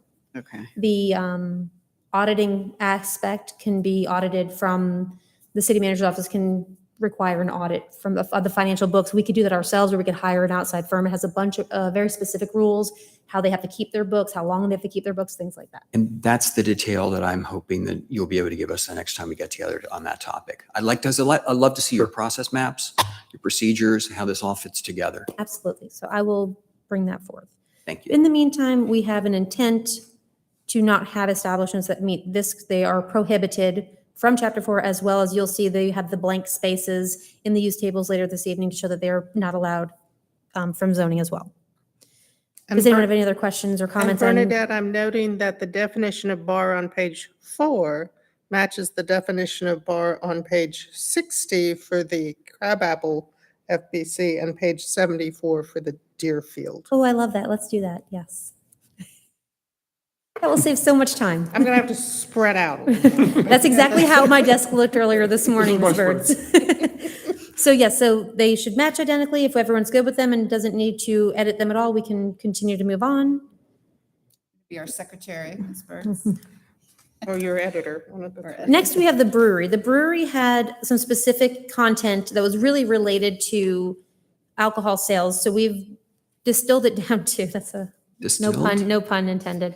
To a brewery means a domestic manufacturing facility for beer that is licensed by the state and Chapter 4 to sell beer by the package or by the drink and to operate flight tastings on premises of the brewery. So again, a brewery would require a use permit moving forward. We're just stating what would be allowed to be considered a brewery. I'm trying to make it Small, bigger no, for don't- our guests. You made it smaller. I know, I'm trying to. Bernadette For our is, guest in the audience, she's trying to squint. oh, wonderful. Oh, Robin. Get out of here. My Lord, that's so small. What'd you do? What did- And they are now consistent with the blue. Okay, so there, they did. Bernadette, is there a food requirement for a brewery? A brewery does not have a food requirement. Again, There. I So want just my double-click red it. lines Yeah. back. Okay. Is that a little better? It does not have a food requirement. That is by state law, and Milton, by allowing a brewery, would be accepting the same. Could we have another standard? Say you have to be so many % food for a brewery? By definition, they do not have to have any food, but I'm going So- to defer to legal to say if we can get that far into it by doing that. I honestly can't tell you. I'm familiar with the state requirement on that. I will absolutely, I can look that up for you. Okay. I'll see if I can get it while we're sitting here. All right. If the But- state doesn't require food, could we? If the state doesn't require It's not. food, you can legislate stricter. Okay. So yes, in the standards, we could say we would like a component to be percentage of Whatever. food prepared on site. Okay. So following along with that, the brew pub. The brew pub actually is an eating establishment, which typically would be authorized by right, but because they have the manufacturing brewing component, it would now be required to have a use permit. So a brew pub is a brewer that also qualifies as an eating establishment. Again, the eating establishment is that 50-50 ratio type place, in which beer, wine, and or distilled, or liquor, and liquor, distilled spirits mean the same thing, and malt beverages and beer, you'll see those kind of interchangeably used. They mean the same thing. We try to be consistent. Are licensed to be sold for consumption on the premises, and in which beer is manufactured or brewed, subject to the barrel limitations prescribed in state law for retail consumption in and on the premises. So they can brew to bottle and sell for off-site, or they can serve on-site, and they have food. And because they have food, they can serve alcohol that's outside of the ones that they themselves manufacture. So a brewery only can serve that which they produce. A brew pub can have other manufacturers' alcohol allowed there. When you say that they produce on site? On if- site. Okay, so if you've got a brewery that's got 2 sites. and they Yes, brew there is a six- state- 6 different beers, they can only bring those on We're site? going or- all the way in. Yes, so I'm state law sorry. has some provisions to allow the alcohol produced by that same brewer from another location to come in, but it has some ratio requirements. It can't be 1 for 1. They have to do so much. We learned a lot with the new brewer coming in because they have a Johns Creek location. So there is some provisions for that, but it's highly restricted by state law. Okay, thank you. Absolutely. It's like a quiz right now, like a quiz show. Is everyone, I don't want to move on. Is everyone okay with the brewer and the brew pub? Feeling okay with what we have so far? Okay. Again, the city food market is being stricken. Back in June of 2021, there were some edits made to Chapter 4. When we reviewed them as a team, we felt that the city wasn't quite really ready for what could come of these, and we had nothing lined up to be considered to qualify as a city food market. So we've stricken it for now from both 4 and 64. Should a developer come forth with an idea that meets these kinds of parameters, it'll come back before all of these bodies once again to be considered as part of development. But for right now, a city food market, which I'm trying to remember exactly which one, it was more of like you have like Ponce City Market. They have many locations. Not each one of them necessarily qualifies as eating establishment, but could team up with each other. We just weren't really prepared for being able to enforce that.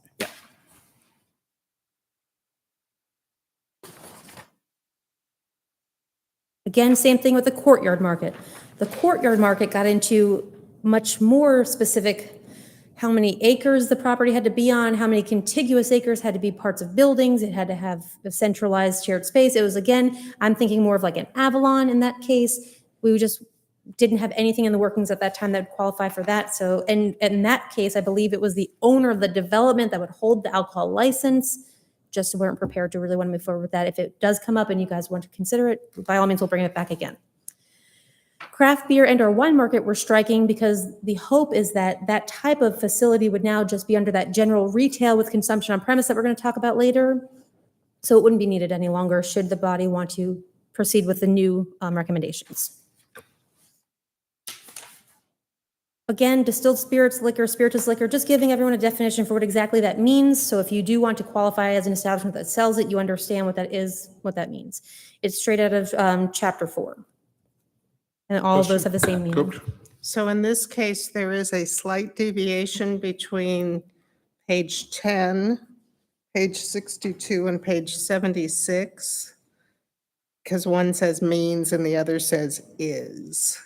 Okay, I think that's a way that the chapters are lined up, right? Don't you have an is and a means difference? Yeah, so everything in form-based code is formatted differently than the general 64-1. But it wasn't for bar, it was just, So, well, then we must have, they just have to be consistent either way. So it would be bar and then. So we'll make them consistent within their From the, section. yeah. I'm gonna take a look at that. So I'll look at that. You noted that? Okay. So we have that noted and we'll go back through that. So a distillery. actually they are. Okay. Distillery, similar to a brewery, is a domestic manufacturing facility, but they're brewing on site distilled spirits. They also have to be licensed by the state in Chapter 4 and follow all those provisions. And they are licensed to sell distilled spirits by the package for off-premises consumption or by the drink and operate flight tastings on site. Again, that is allowable by state law. They would not need food, but we can, when we get to the standards, talk about requesting that Milton might want to have some food components. And just to remind everybody, we do have a moratorium in place at this time on all of these types of businesses while we discuss these things. So it's not like one can come in while we're trying to hammer all this out. And additionally, we do have one business that is kind of outside of the parameters of that moratorium because they were already in talks with the city before. So that facility would not have to comply with anything we talk about this evening. They are allowable by the previous warrant that they already had. How many are in the queue right now? That one facility is the only one at the top. Everyone else has been licensed or is about to come before council that I believe was in that listing other than this one remaining one, as far as I can recall. I think we had we had a farm winery that's still finishing out some of their information, but they already had their use permit granted before, or not use permit. There's a warrant. They already had their warrant issued before the use permit was required. We had a few of these craft beer and wine market establishments, and they are up and running or about to come before council. Mhm. And then again, we have a liquor package store that was already in that queue, and we have the brewery distillery down the road that's in that queue. Okay, thanks. Absolutely. And I'll mention each time those come before council, I will mention that they were in that queue, and we have like the history of communication to show that. Okay. So eating establishment, when we started reading through it, it is very specific to alcohol. It also is in basically just saying you can serve on Sundays. So we kind of just distilled it down to shall have the same meaning as set forth by state law and Chapter 4. That means it's made it a little easier than to try to put all of the alcohol-related content inside of a zoning ordinance. So your convention in other sections was to just say by state law. In this case, you actually cited the section of the OCGA. Was that intentional? It is the way Chapter 4 reads, so we just kept consistent that way to say It may pop up somewhere in state law. This particular law in state code is very complex and has been edited many times. So it's easier to just point right to it and not let it pop up somewhere else that we didn't intend for it to mean that meaning. This is also the section of the code there that guided our referendums regarding 7-day sales and things of that nature.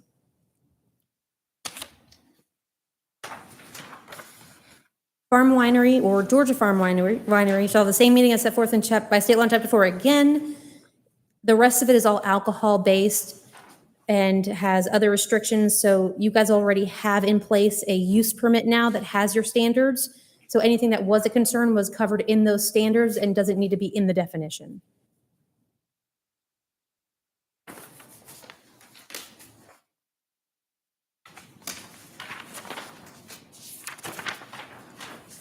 Again, Food Hall Cafe, another one of those iterations that we didn't have and we have no developers seeking, but should they want to, we'll bring it back before you.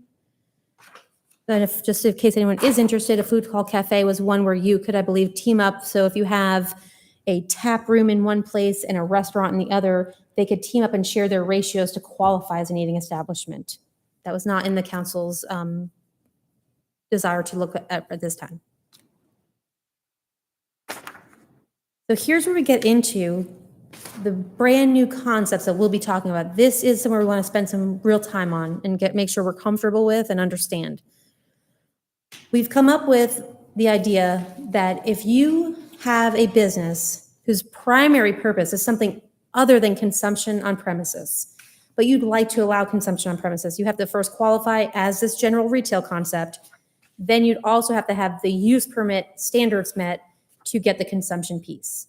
Then you'd also have to comply with all the rules in chapter 4. So we're kind of layering on these different avenues to be able to hear out concepts that we've not thought about and not have to change the law each time.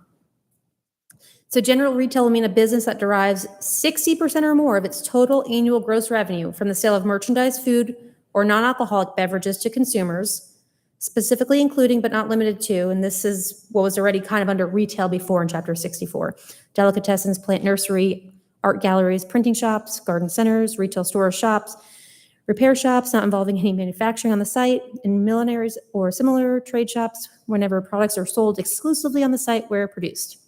General retail does not include roadside vending, automotive specialty shops, adult bookstores, pawn shops, off-premise distilled spirits retailers or stores, or temporary consumer fireworks retail. So we're saying you could not ever have alcohol in those places.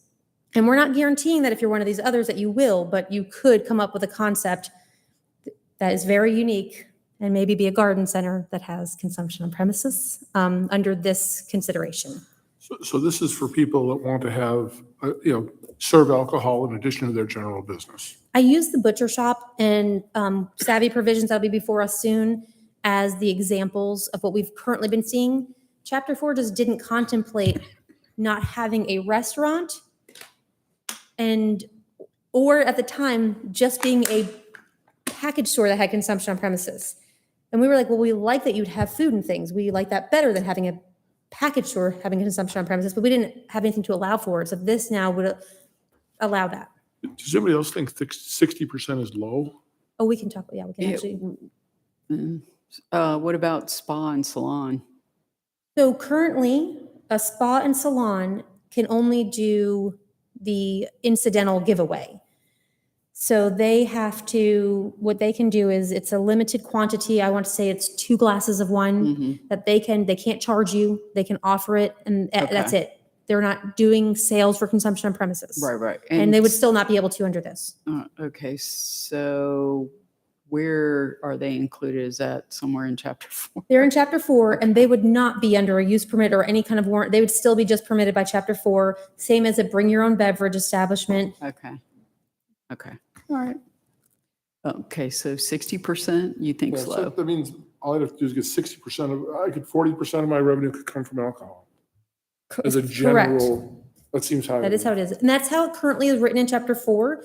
And we can talk about taking all the notes regarding the concerns. We also have, I believe, in the standards, additional restrictions about how much of the floor space can be dedicated to it and things like that, that kind of on top of that also still tailor to not be able to walk into and see a bar. So you have enough stuff there so you don't see the bar, But you can certainly but tailor. it is a bar. Well, there's consumption on premises there, and so a bar again is 75% of your revenues coming from alcohol, from that term only is what I'm referring to. I'm teasing. This does ensure that I'm that can't teasing a happen. little bit, but there's a So we'll do kernel of big truth B here. bar and little B bar, right? So little B bar, maybe you can argue, but big B bar, it would not be. Back to the comprehensive plan.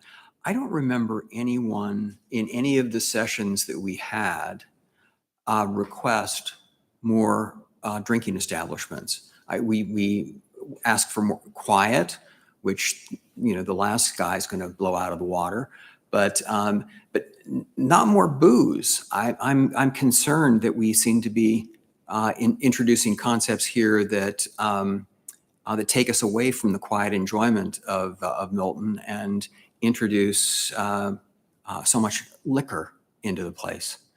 I know we had that Why? conversation. We had that conversation. The reason it's here is because out of that joint work session came the council's guidance to include it.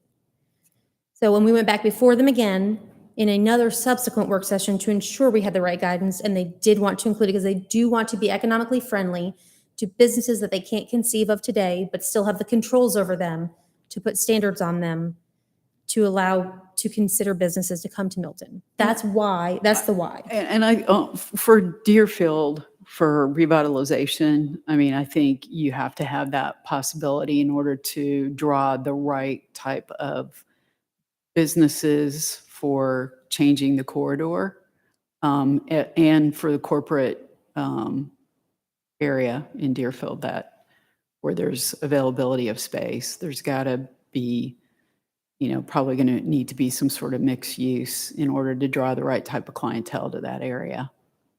But retail with Oh, % booze? that's probably not going to be retail. It's going to be more, maybe some, but no, if on Highway 9. I thought you were arguing for something different. I'm sorry. No, I think on Highway 9, Yeah.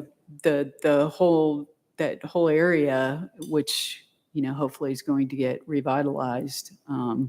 Yeah, I think, there you might. Is there another I can number we see. could maybe? Yeah, Is there another number we can get I to? just think 60% is way too low. If I've got Yeah, a we ge- started if the I'm getting bar at our retail- current alcohol code, so any number you want to potentially agree upon, we can put in the notes. I'd be more comfortable with 80%. Two questions or clarifications. Does this require a use permit or is it by right? It will require a use permit. Okay. Should you and the council agree to everything that Robin and I put together? Right, so because the idea is that it would require, and the concept that we have in place today for it is the new New York Butcher Shop. And let me back up 1 second, I'm sorry. General retail will not require a use permit, but general retail with consumption on premise, the next definition will. So first we want to establish what is general retail. So the 60% on that piece of it is ensuring that businesses that don't even want to have consumption on premises would still qualify to be a general retail type use by right in the transect zones or the other zoning districts. So I don't want to get into the alcohol part too much yet because we're just in the definition of what general retail means at this moment. So we could even, if you would like to not have the percentage in this section and move it into the next section, we could also talk about that. Maybe the percentage only belongs when you're talking about general retail with consumption on premise, and any general retail place doesn't have to have a percentage of anything. I'm not sure if that's, open to discussion as well. I would think that if you're general retail in general, you'd probably be almost 100% under any other circumstance that doesn't want to sell alcohol. So it's, here or there, however you'd like it.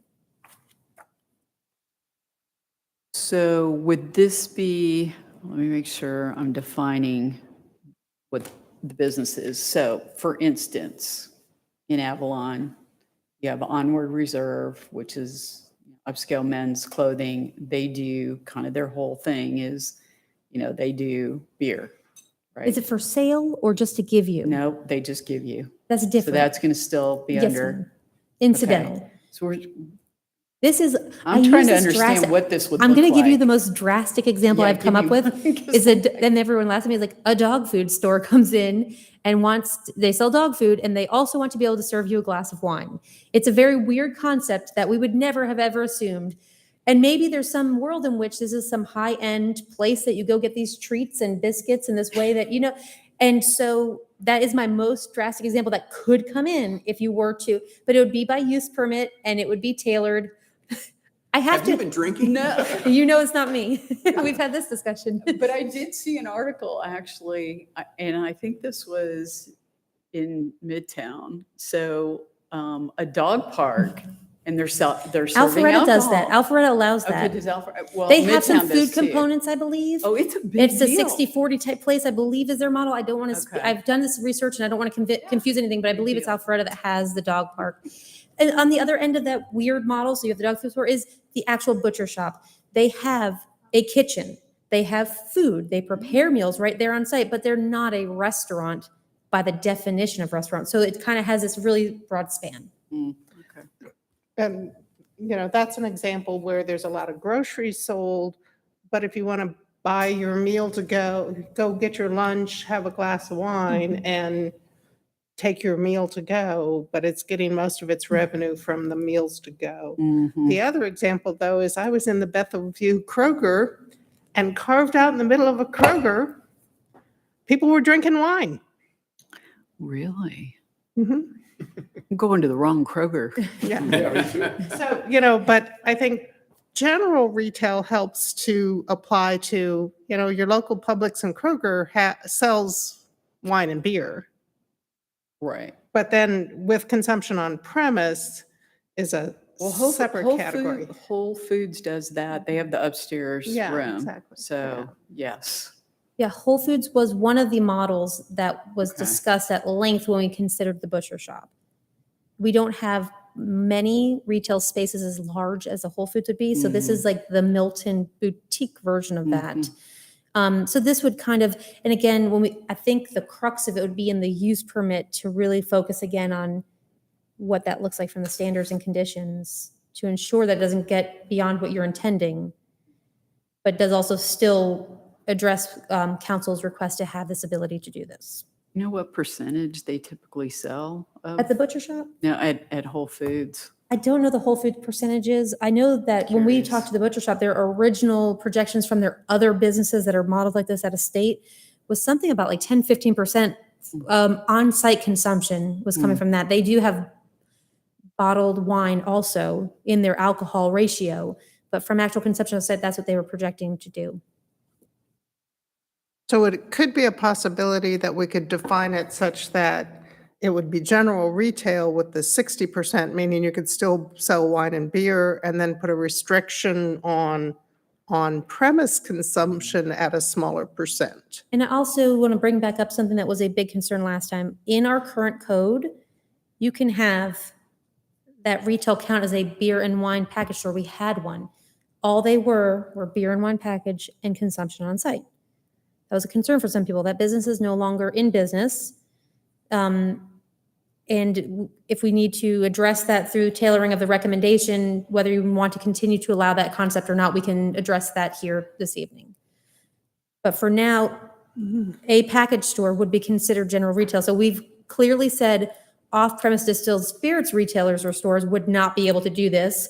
If you wanted to add off-premise beer wine retailer or store, that's something we can consider if you have a concern about that. What about the gas station? I mean, does they sell beer and They're wine. not general retail, right? I'm sorry, can you say that again? Gas station. They're Gas not A gas station, they sell beer and wine, they It's also a sell separate gas. use, a gas Not station. general retail use. They can It's not have it's package. its own use. Okay, but if they had, They sell growlers. some of yeah, I them. mean, so I guess that's the question.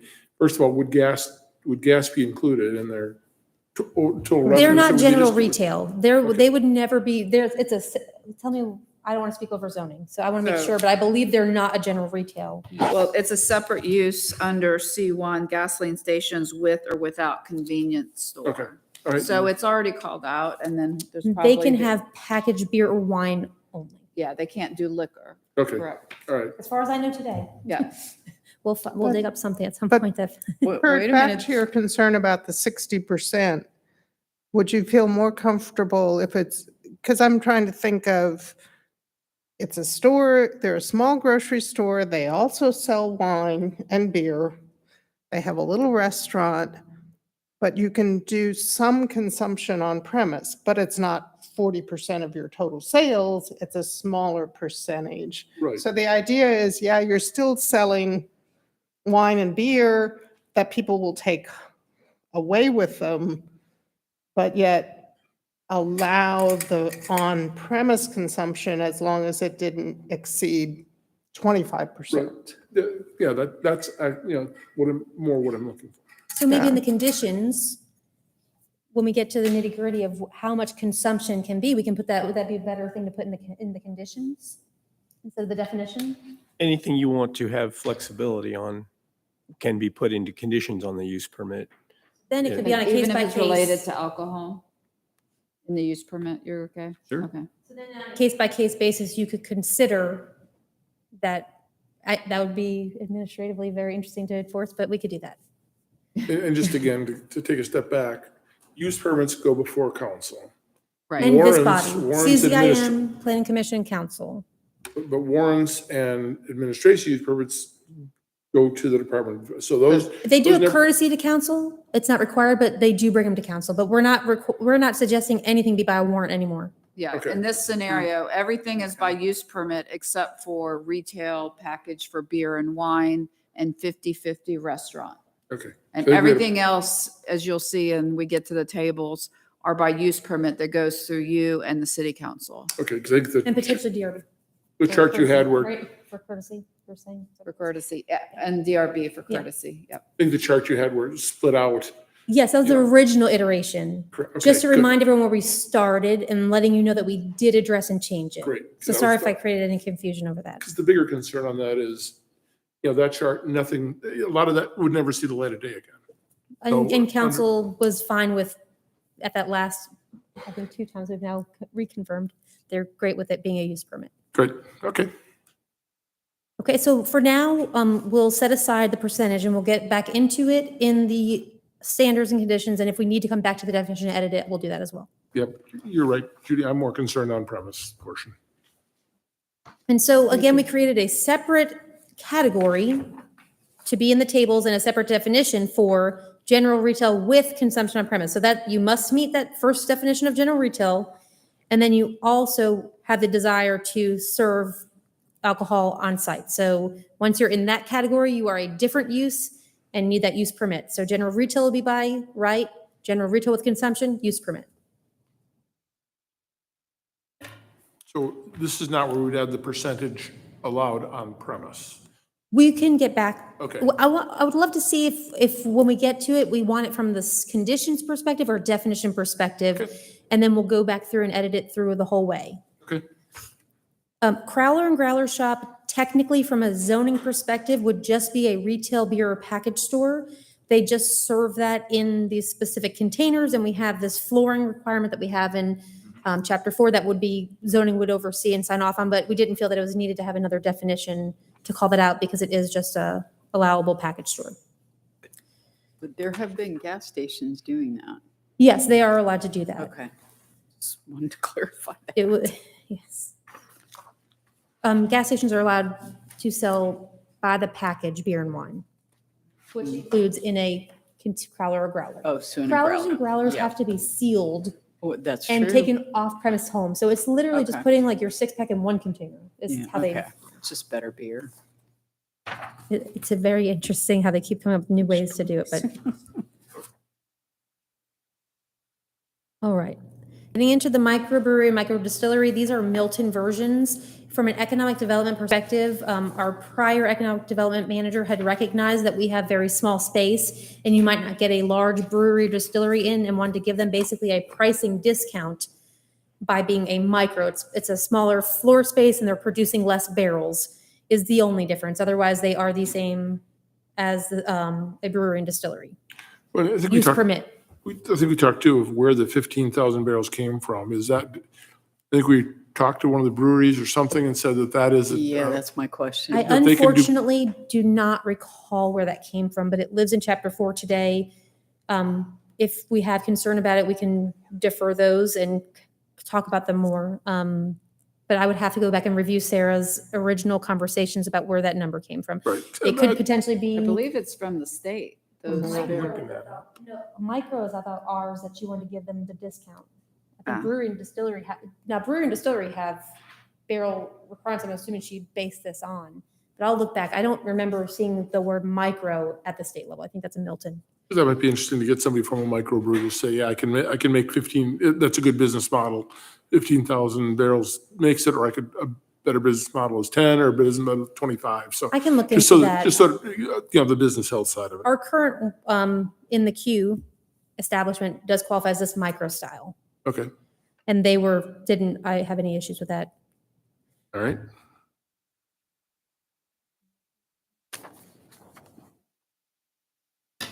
So nightclub, again, straight out of chapter 4, this is a prohibited use in the city of Milton.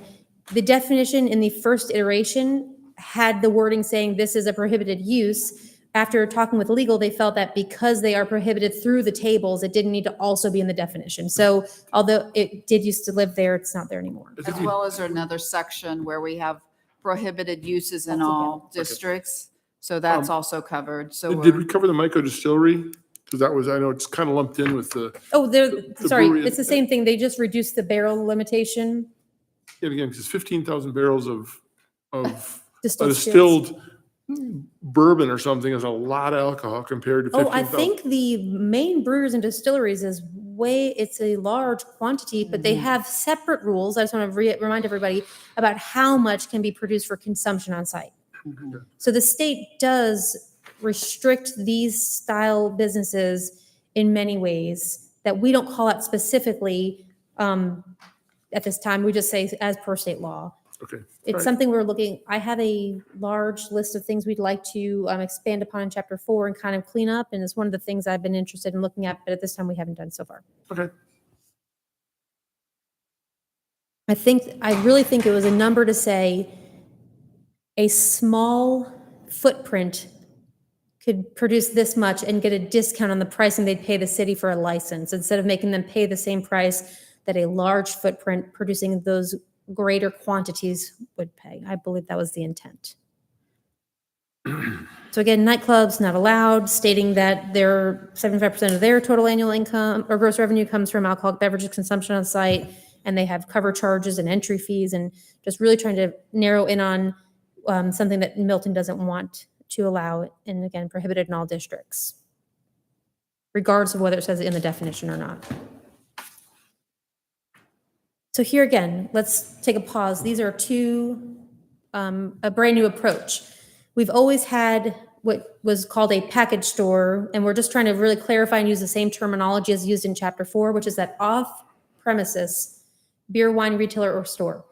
That is somewhere you can go in and buy to-go beer and wine. You can have it in unbroken packages or crowlers and growlers. That's why we felt that we didn't have that separate definition for crowler and growler shop, because that's basically exactly what this is. And not for consumption on premises and not for resale. So that's just having the package store. Those are by right currently, and we left them by right. When that type of store wishes to have consumption on premises, we made them a use permit. I know that was a concern of this body in the previous iteration. If it's something you'd like us to still say is a problem, we'll have no problem, we could do that in the motion. But we left it in there because we were not given any guidance to remove it at the time we had the business still in place.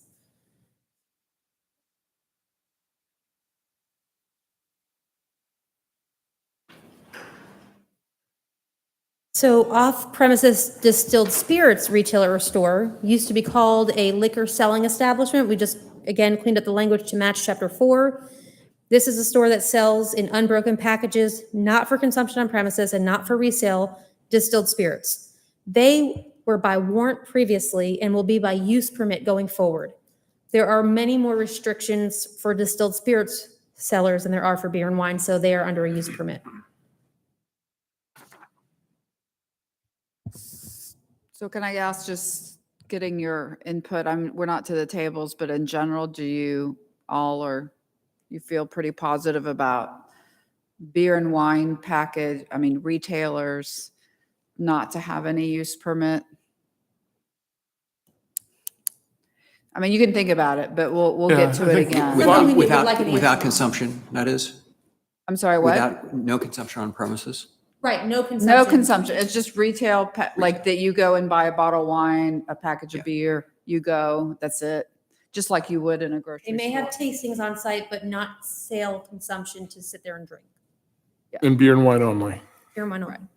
Anyway, just to think about when we get to the table. Yeah, and that's why this is, needs a lot of coming together, right? As far as, it's very complicated. You're doing a great job Oh, I explaining it, appreciate but for us to wrap our, what does this really mean? How is it all, the context of all of this?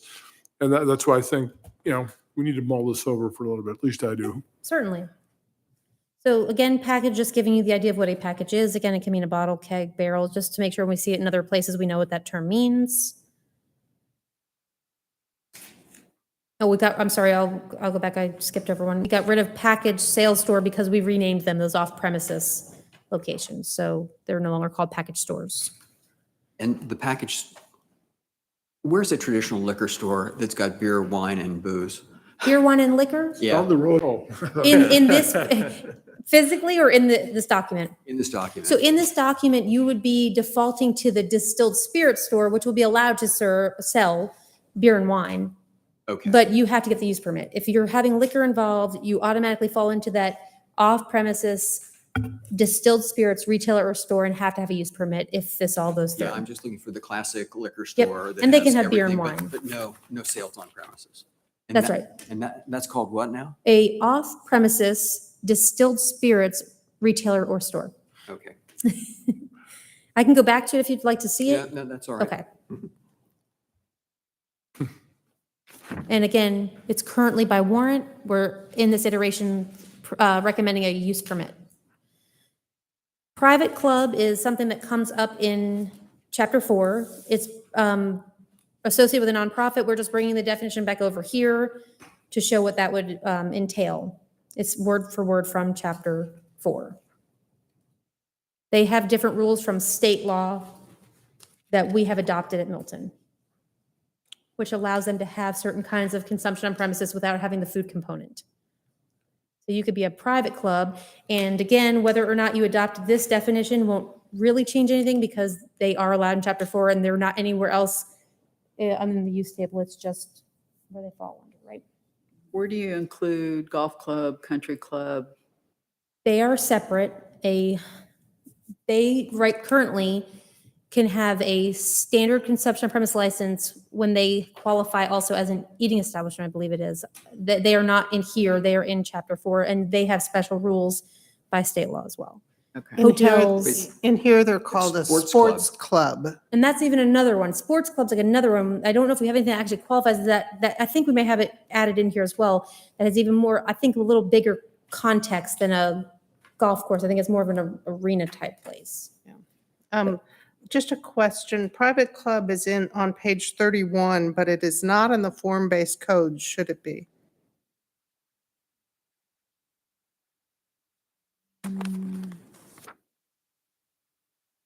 So by default. I mean, because if it's you here- don't want, I mean, Well- it's not in there. So by default, because it's in 64.1, it does qualify for both form-based code, but you need to, she's asking, do you want to also call it out separately in form-based code definitions?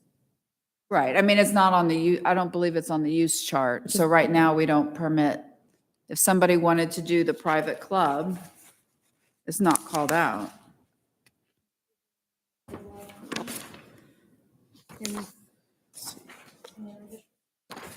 Private club, it's not in the, Nor is a sports club. yeah. So let us take a look at if this is allowable by zoning currently. It's allowable by alcohol, but we need to figure out if it's allowable by zoning. Because I would think if you're going to put a private club somewhere, there's a good chance you might put it in Deerfield. Think of this, it's kind of odd that this is defined as a not-for-profit, but if you consider a sports club, I mean, if somebody's going to put a sports club, someone wants to build a pickleball facility in Deerfield, which probably would be very popular, you'd want them to be able to have a small bar to have beer after pickleball. So right now, you don't have sports club in the Deerfield form-based code. I think these may require a little more, we didn't add uses that weren't already Currently there. So existing it other wasn't than general already in the retail? list, yeah. We didn't add. So if that's Maybe something another we want to round. discuss, we can look at it for the form-based code areas. Or if somebody builds another Club Sports International, you've got indoor, outdoor tennis, and they have a bar and a restaurant. I mean, that's a sports club. Yeah. So here's a question. Could we be defined as a private club so we could have a bar back here? The planning commission private bar? We've never had one Only if you're apply, not- so I'm not up to date and exactly, but a 501, it has to be a 501c3. They have to have a specific location designated and all these things that I would not be at the city of Milton back here. Fine, Not authorized. fine, great. He wants to know where the liquor is. You want the brother right here. Yeah. That's what makes us work. So restaurant, just clarifying that we have different types of restaurants. We have full service restaurants, we have limited service restaurants, we have fast food restaurants, and what each of them are. So a full service restaurant is a very specific, meaningful term in the alcohol code. And in order to be considered a full service restaurant, you have to meet 40% of your gross square footage has to be dedicated to seating for the restaurant facility. You have to also meet the parameters of that eating establishment, which is the 50-50. So these are your by right establishments where they are allowed by zoning. You are by right allowed to have them, and then you can also have alcohol without coming before this body or the council. Well, I apologize. You'd still come before the council for the final issuance of the license. Every single alcohol license comes before council, but not in a use permit. It's what's allowed in chapter 4 is what's going to be allowed for that establishment. And that license is an annual license, correct? Yes, that's right. Every year, but they only come before council initially. We don't bring them all the renewals. If they still comply with all the code, they get renewed. Okay. Where do we say that, where's the 50% codified? Eating establishment. That is that one that has that specific reference to 337 in state law. It's the only one that has a state law code section.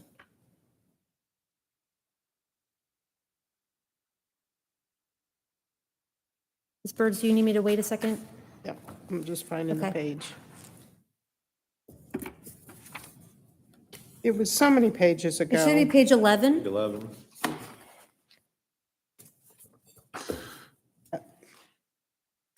So actually, it's, the 50% is defined by state law. That's right. So in 337, it states that the facility must derive 50% of its gross revenues from the sale of prepared food and meals in order to serve on Sundays. So it's very tied to this alcohol-related concept of Georgia allowing Sunday consumption. We tie it to restaurants here to say you have to be a full-service restaurant and an eating establishment to get that standard consumption on premise license that basically says you could do distilled spirits, wine, and beer. By right from a zoning perspective, we're allowed in zoning, and authorized, quote unquote, by right. We don't really have that term in chapter 4, but by law.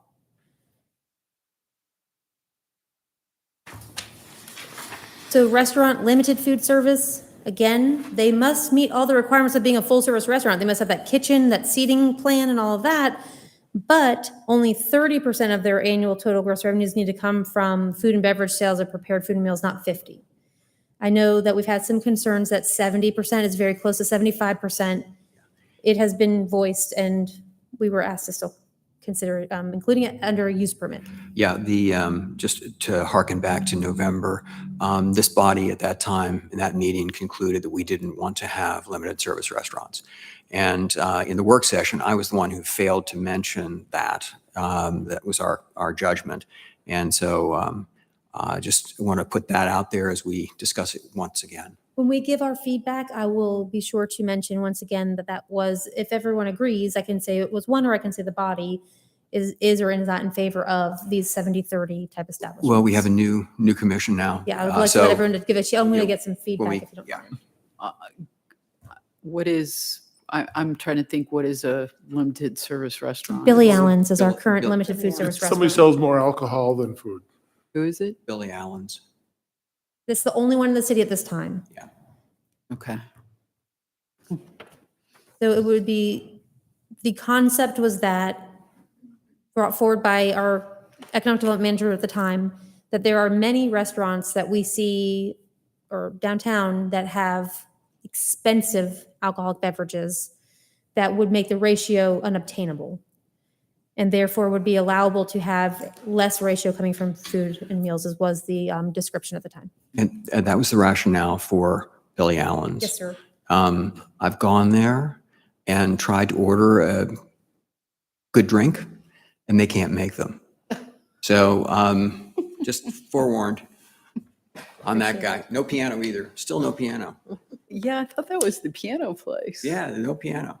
Monday nights. Monday nights, he wheels it in. Takes it up and down the elevator every Monday. Huh?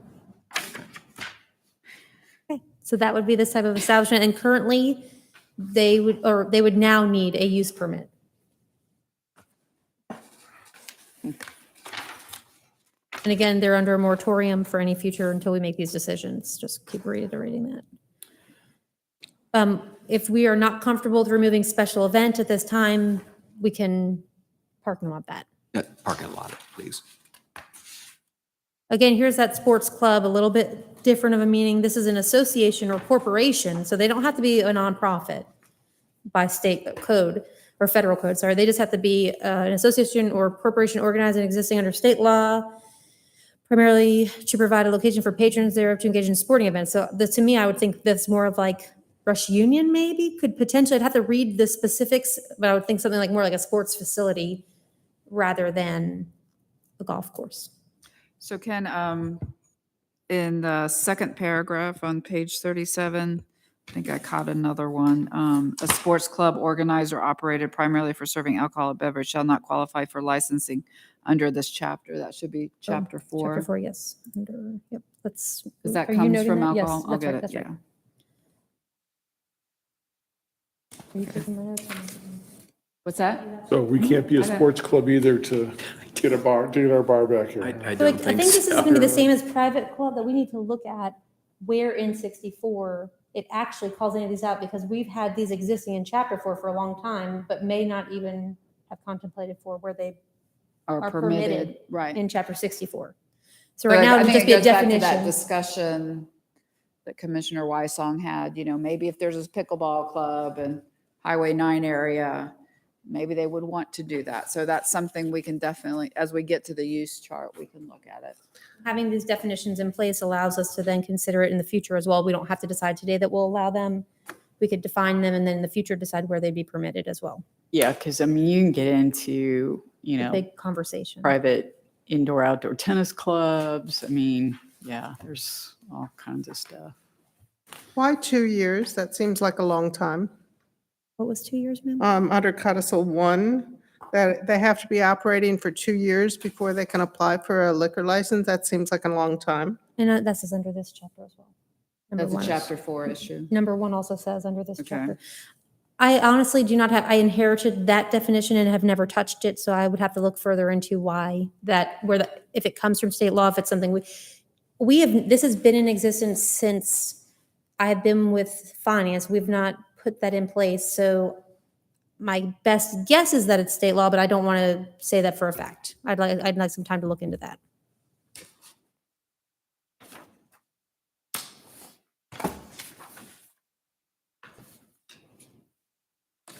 So again, the tasting room, and just to clarify, tasting room is specific to a farm winery for the purposes of Milton. We call a tap room what you would see at a brewery or distillery, very specifically, just to be clear, because we made tasting room this way specifically through a lot of deliberation through council. And again, normally these types of terms wouldn't be in a definition in chapter 64, but because of the way it came about, we have chosen to just leave it. Through the current use permit for farm wineries, there are other options to actually tailor that down even more so for any future ones, but that is for the existing farm winery. Another question here, because a farm winery can have up to 5 tasting rooms. They don't, by state law. So should we consider putting them in Crabapple and Deerfield as a permitted use? tasting rooms related to the farm winery? Oh, you're talking about the off-site one. So you're the you're talking about, I'm the farm winery here, and then I can have off-site tasting rooms can have- throughout. You're Yeah. going to have a total of 5 tasting rooms. I don't, that is not, I believe we struck that from our side in chapter 4. So I would recommend at this time that we don't touch farm wineries because that was just recently. We could bring it up as another topic in a different, I think, iteration, but I don't think it was contemplated to come before council. So I think it probably wouldn't be the time to bring that up. But for example, if a If we local could. farm winery wanted to open up a tasting room in Deerfield, That's my understanding of how that works. can they? I think we struck it from chapter 4 for being allowed. Right, so if you can't I do have an to look back at it. alcohol, we Yeah. don't have it in Okay. for the form-based codes. or That's why they whatever, went to yeah. Alpharetta. So question said, tasting room must be located 50 feet from any adjacent residential property lines and no larger than 2,500 square feet in size. And I know the love of our legal offices is actually different in the conditions. That definition lives with the one by right existing farm winery. And any future ones are actually going to be conditioned by the use permit that's in place that has different rules. So I know that's confusing. Yeah, 50 feet's close in my mind. This is tailored specifically due to the Okay. current circumstances of our existing farm winery. That is very unique. Understood it. I understand. I believe the newer one has at least 100 feet or more, and then I think Sounds it's a more reasonable. smaller, Right, it's, a yeah. smaller room further away, I think is the conditions for any future ones. That makes sense. The public comment, is it on the definition section? Okay, so that gets us to the end of definitions. Again, the definitions should be the same in the other sections. We'll breeze through them to make sure we haven't missed anything, but does anyone have any questions on the definitions so far? You feel good? Okay. So right now we're in MIX. And we made minimal changes to this section, again, changing just retail to general retail, so now it can conform with the new definition. Cleaning up restaurant, comma, full service, and restaurant, comma, fast food to match the definitions, and adding in the use of an off-premises beer, wine, retailer, or store. So again, just your package store where you go in and buy bottled beer or wine would be now allowed by right in MI. Everyone comfortable with that?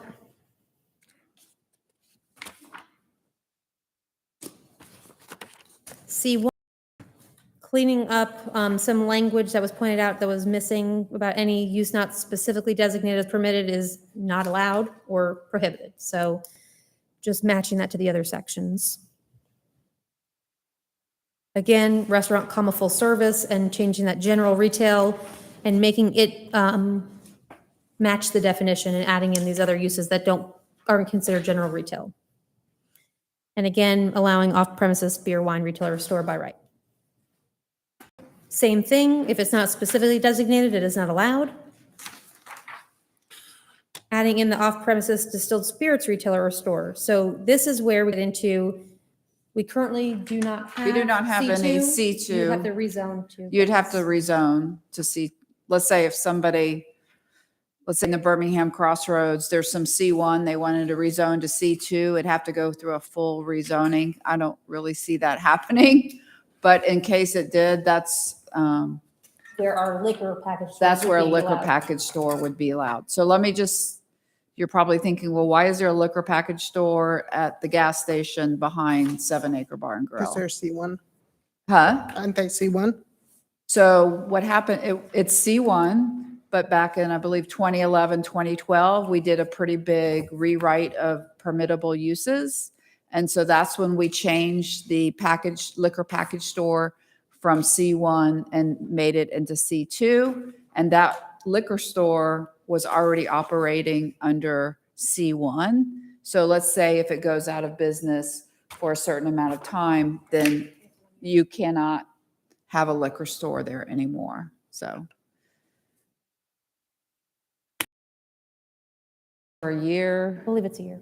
then, they lose their grandfathered status. It's a little thing, we could go back to page 46 for a minute. Absolutely.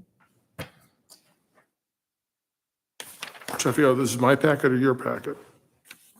That's But it. with Oh, the- we should have, It's all page the 3 of same if you're 3. looking at the blue. yeah, 3 of 3, right? Yeah, this is 46 right here, right? This one? Yeah, exactly, the 3 of 3 page, which is really 46. I don't have any edits on mine. Do you have edits on yours? 3 of 3? On the printed. On the printed is, if you go down to the bottom of that page, it's, yeah, I confuse easily. It was, don't have to agree, Paul. we merged several, it was about 8 Word documents into one, and I think we missed the 1 footer, sorry. This has been quite the undertaking. Robin, back to Birmingham Crossroads and the Liquor store? off-premise distilled spirits retailer or store. Well, this is C2, so you want to talk about the one in existence or C2? So the one in existence is is currently in C1. C1, Correct. where that says on the bottom of page 48 that it is a permitted use, right? Oh, that's No, just this is beer and C2. wine. Yeah, Beer and wine, yes. yeah. So if that were to go out of business and not get another license for a distilled spirits retailer package store for a year, that would be it for that site. They could just do beer and wine. But then it can go across the street where the Publix is, because that's C2. No, Oh, no. there's no C2 at all. There's only C1 and MIX at Birmingham Crossroads. I thought the Publix was C2 when I looked up. No, the it's plan. not at all. Oh, Never. okay. No. I was, trying to look at a map that's this big. No, I there's am a no- bit concerned that we have no distilled spirits liquor store, because a lot of us that have been there a long time are upset when the one that we really liked got driven away. Well, they could rezone to C2 and become one, right? Or you can Oh, or you can. put it into MIX or C1, propose for a liquor package store. Well, that's what it used to be called. Anyway, a package store with liquor. Off-premises, distilled Off spirits. premises, and it retailer or would be store. required to do a use permit if you are contemplating asking it to be in C1 or MIX. So there still would be a public hearing process for it. If And it that's would be what you different wanted than to we do. had decided at the joint session. The Crossroads area was discussed at length, I believe, at that session.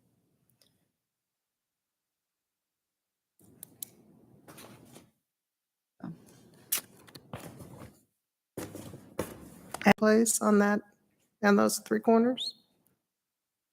Okay, that's a good, so yes, there's conditional zoning, that's a good point, where they're not allowing liquor package stores. So there would have to be a rezoning, which that happened once. They attempted to allow limited liquor in the barn and bottle shop, Mhm. and that was defeated. So that's a great point, that right now we have a condition that says no liquor package stores permitted in C1 or in the MIX. Liquor package or beer and wine package? Liquor. Yeah, they're really not allowed there right now. You're Right, also but I not think when supposed we were saying we would allow it in C1, but it's a moot point because there's a Oh, with that condition of another- zoning that exists. Oh, okay. Right. From what I'm hearing, and I don't know what this exact, a condition stays on the property.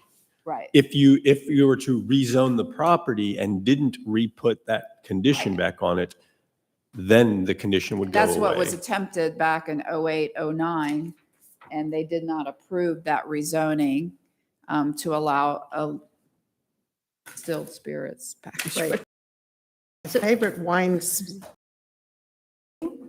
And we struck the last Sure, right. iteration of this Should write more. technicality that all uses allowed in chapter 4 would be allowed in the zoning district. Robin and I have removed that and would prefer to just list what is allowed, not to say anything in chapter 4. So we're just removing any of that type of language throughout the entire chapter. What page are we on? I got lost. We are on page 53 of 88. Ms. Birds, we were just talking about this terminology about all uses licensed and are permitted of chapter 4 popped up in a few places throughout the chapter. And we have stricken it everywhere and just opted to go with exactly spelling out what's allowed and what's not allowed versus having a catch-all like that. You ready? I didn't want to move ahead. Got me upset about my liquor store. Okay, so yeah, yes. Are, are we doing the whole thing, I guess? Because I'm kind of at the point where I'd like to see the uses against the plan, against the zoning, and kind of like look at it all and say, okay, does that make sense? Does that make sense? Does that? Because, I mean, I really think that needs to be looked at. I mean, we're starting to get into areas and it's like, I gotta look at that again. I gotta wrap my head around it. I mean, right now I'm just kind of going, I don't know. I need to really look at that. Yeah, I really, Laura, where I came away after kind of trying to go through this, is I got comfortable with the definitions. Yeah. To say, yeah, that makes sense. I understand what a bar is. I understand what a nightclub is. I understand what so I'm comfortable with the definitions. Where I started to get confused was getting into this, what's allowed? When is it allowed? Does that make sense? Does it? And so that lost me quickly. So I felt comfortable with the definitions, but got lost in all the uses, allowed uses. So let me ask, would it make more sense, you're saying, are we talking about maybe seeing a map of where the uses are and then a table for where they'd be allowed by, just so I can visualize what you're asking for? Yeah, because I think, I mean, I was involved with when we started developing all of our zoning stuff way back when. So, I mean, I remember that whole process. So we've done a lot of changes. Now it's kind of like, okay, let's go back, look at this and go, okay, let's look at this area and what we're proposing here. And then let's also look at the plan for each of those areas and say, does this still make sense? Because I'm not sure some of it does. I'm looking at it going, okay, maybe not. I mean, I really think we need to do that. Can I only offer this one bit of information, I guess, that we would just need to make clear, I feel, is that without any recommendations from Planning Commission, which is perfectly fine to forever, if the moratorium is not extended, they would just be allowed as they exist, right? Just to clarify, should council choose not to extend that moratorium for any reason, we would just default to Chapter 4 again. Is And it possible to have some progress? not that I hope that, I'm not trying to Yeah. pressure Is anything. I it just want to make sure we possible- understood all the pieces. Well, I mean, I think it would have been helpful if we understood that this was related to the moratorium. Once again, I'll go back to my Yeah. original comment. I'm a little frustrated because it's like there's a lot of stuff here. And I mean, I feel it's my job to being part of this commission to make sure we're making good decisions for our citizens, not just throwing it up on the wall and going, yeah, it looks okay to me. I'm sorry, but I And I'll be mean, sure to pass that along when we do the moratorium consideration to say that if this is deferred, that Planning Commission wanted more time. So I will be clear on that, just as I am being clear to you about the potential of what could happen. yeah, what has Would it happened- help if we could at least approve the definitions tonight? Oh, You guys feel I'm comfortable good with that. I haven't really think looked at this, but I have to ask staff, I mean, I'm looked at this issue, but I think we're working with adding references to how these definitions play out. And if we just approve definitions, but we haven't done anything with them, or if we're adding definitions to fit what is already in there, we may create issues with changing a definition, but not changing where they're used is kind of and I get the sense it's a large incorporated project, which may need both of them to occur at the same time. Yeah, I mean, I think that, first of all, I think if we need more time, we need more time, and I think that that's not an issue. But I do agree with Paul that I think we need to look at it holistically, and I applaud you trying to get through some of it, make progress, but I think if we just keep it as a whole, it's just going to be much cleaner, and we make sure we don't make any mistakes or oversights. So that's, I would also We don't have any concur current with the- businesses that I know of trying to get in that have been impacted by our moratorium. So that's also a Okay. plus on the side of time. Okay. All right, But well, what's that's involved good. in extending the moratorium? How do we do that? Oh, I will go before council, right before it's about to expire on May 19th. So actually I have in my queue to ask, to review my Yeah. ad and get the ad in the paper. I think we should plan on doing that. Yeah. Yep. Yeah, and then- I know I have at least some inputs on some of the allowed uses and locations for it. And I'm not ready to say, stick a fork in it, let's vote to recommend it, but I would like to perhaps have it presented because I might understand it better. Well, I think, I mean, not speaking out of turn, but I think we're a long way from voting on anything tonight. But on the other hand, we're here, let's continue, walk through the use cases. So at least we've, can get our general questions out now, and I'm sure we'll have more as we let this marinate. And we've stumbled upon the section regarding the cemeteries and whatnot. So I'm not sure what that is if you want to address. Yeah, okay. So this might be easier to read if I pretend. Okay, so let me see what happens when I. Page 55? 55. Yeah. Yep. So now this is easier to read. I So kind of don't the- get this table, frankly. I mean, and I'm a pretty visual person, but I'm like, I'm not getting this. I mean, Okay, so let I me mean, just go seriously, back and- it is not intuitive. You have to read down, not across. So yeah, so let me just go through, and I'll try to explain, and if it's still not satisfactory, then we'll try to come up with something better. But this allowed use chart comes out of the rural Milton overlay district. And so a few years ago, we got very specific about different types of uses and what was permitted in the rural Milton overlay district. And so we categorized them by commercial type uses, agricultural type uses, institutional, non-single family uses, and single family uses. And that covered, the listing was use permits that would require an approval by the city council, and then administrative use, not administrative use permits, I'm sorry, because administrative use permits don't really apply. They're like a guest house.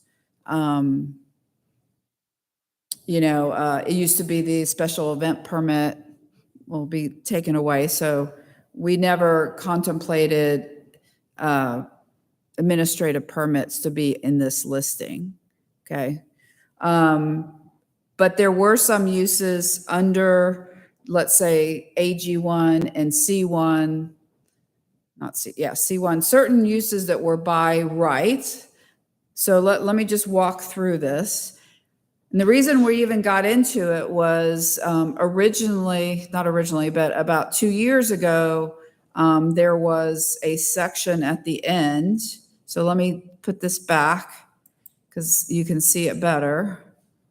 This is that catch-all we just. That catch-all, that double asterisk, where qualified, all uses licensed are permitted under Chapter 4. So a couple years ago, let's say, under rural or agricultural event facility, see the double asterisk at the top of the page, we allowed it by right to have alcohol. Let's So see. we're going back to removing. And we're that. going back to remove it. So the other one was lodge, retreat, or campground. You could have alcohol. Or museums, you could have alcohol. Or driving range, you could have alcohol. Or bed and breakfast, you could have So alcohol. although the double asterisk looks like they're underlined, that's actually removing. And that's why I'm taking this out. So now you'll see what it really is. It basically took away the double asterisks from all those uses. And there is still a single asterisk, which that means by right, allowed by right within the zoning district. So a veterinary vet hospital is allowed by right in AG1. It was just a statement. And again, it has to do with different development standards within the rural Milton overlay district and what would be required. So you're not seeing all those things, but The only thing impacted in that section is this table. So the reason that it's in here is because of the double asterisk, Yeah, which that's gave it. them It's very alcohol. confusing. This way, when you Got look it. at it, Okay. when I take away the strike through, it makes much more sense. So again, the catch-all was not comfortable to either the zoning side or the finance side, so we're just asking to remove all of that. That makes sense. So it's not, yeah. Trying to think if there's, so the other thing that actually changed was previously that you all did was the farm winery or Georgia Farm Winery used to have an asterisk by it because it was permitted by right, but we've changed it. So now it no longer has that single asterisk by it.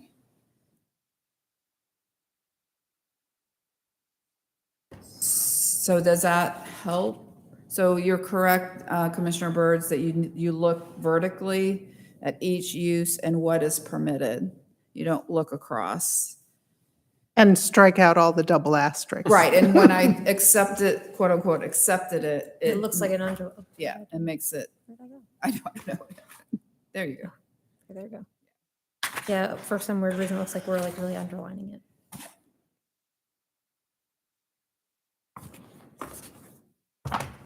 It really is easier to read it as accepted than the way it's marked up. And also, it looks like there's a spacing issue that you Right. corrected, so we're not getting rid of things, we're putting them in their own box. Okay, any other questions about the use?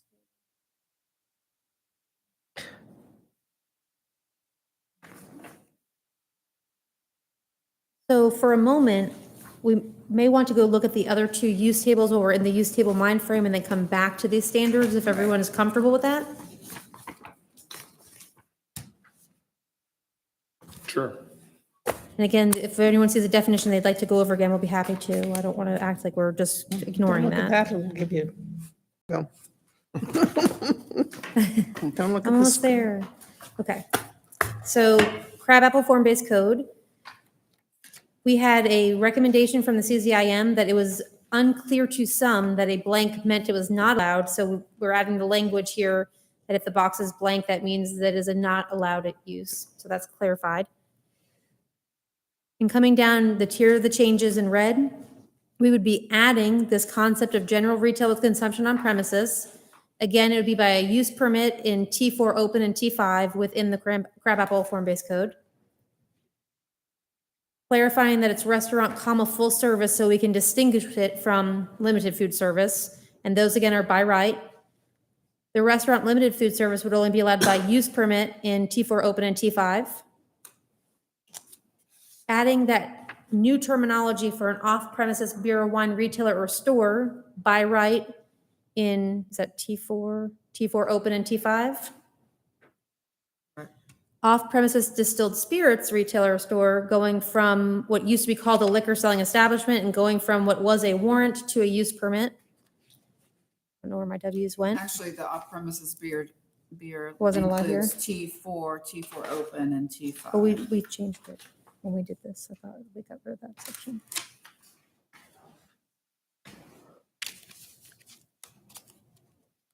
I already said that when I'm on this one. I know. I just thought you didn't say T4 open.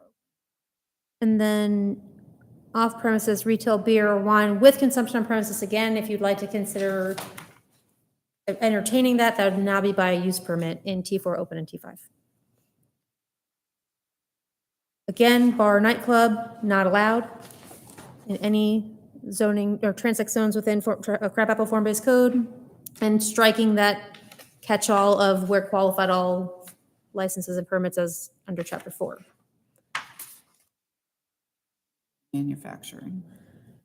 So under manufacturing, we added brew pub. Again, brew pub is that hybrid license. It could technically fall under an eating establishment or a manufacturing. To play on the side of caution with everything we've heard, we made it in the manufacturing section and would require a use permit. Again, only in T4 open and T5, and then changing the microbreweries, microdistilleries, breweries and distilleries from warrants to use permits and no longer allowing them in T4, but only allowing them in T4 open and T5.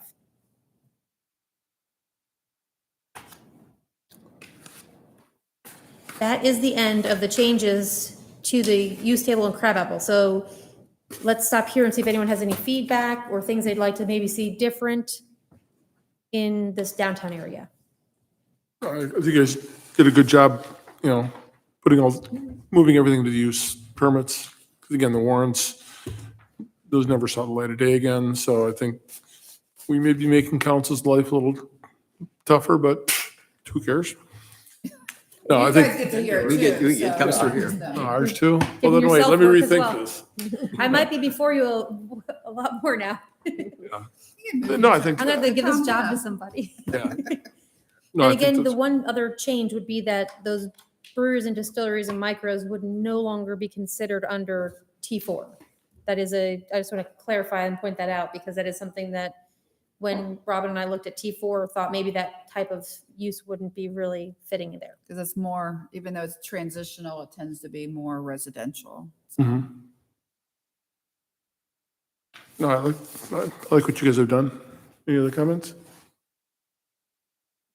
Excellent. And then we'll do the same thing in the Deerfield, which We is a tried little to- different, but we did as consistent as possible. That they have a few differences, I believe. Close your eyes for a second. Okay. All right, so here we are again, blank not allowed, making sure we're clarifying that for everybody. I'm not as familiar with these. So in T4P, T4 open, T5, T6 is what we're looking at here. Oh, I apologize, sorry, not T4P. T4 open, T5, T6 for that general retail with consumption on premises. So within the Deerfield form-based code, allowing this new consideration for those retail stores that would have drinking on site by use permit in those transect zones. Same thing with the limited food service restaurant. Now, a full-service restaurant is allowed by right in other areas, but we didn't extend that even under a use permit to these other types of uses. So once you have alcohol involved, you would not be allowed in T4 and T4P up in Deerfield. Removing the terminology liquor selling establishment and changing it to the off-premises. So your off-premises beer or wine retailer, again, by right in, I can't remember, sorry, T4 open, T5, and T6. And the same transect zones by use permit for that distilled spirits retailer or the retailer with beer and wine that wants to have consumption on premises if you choose to continue considering that. Again, bar and nightclub not permitted in any transect zone within Deerfield. Striking that where qualified catch-all.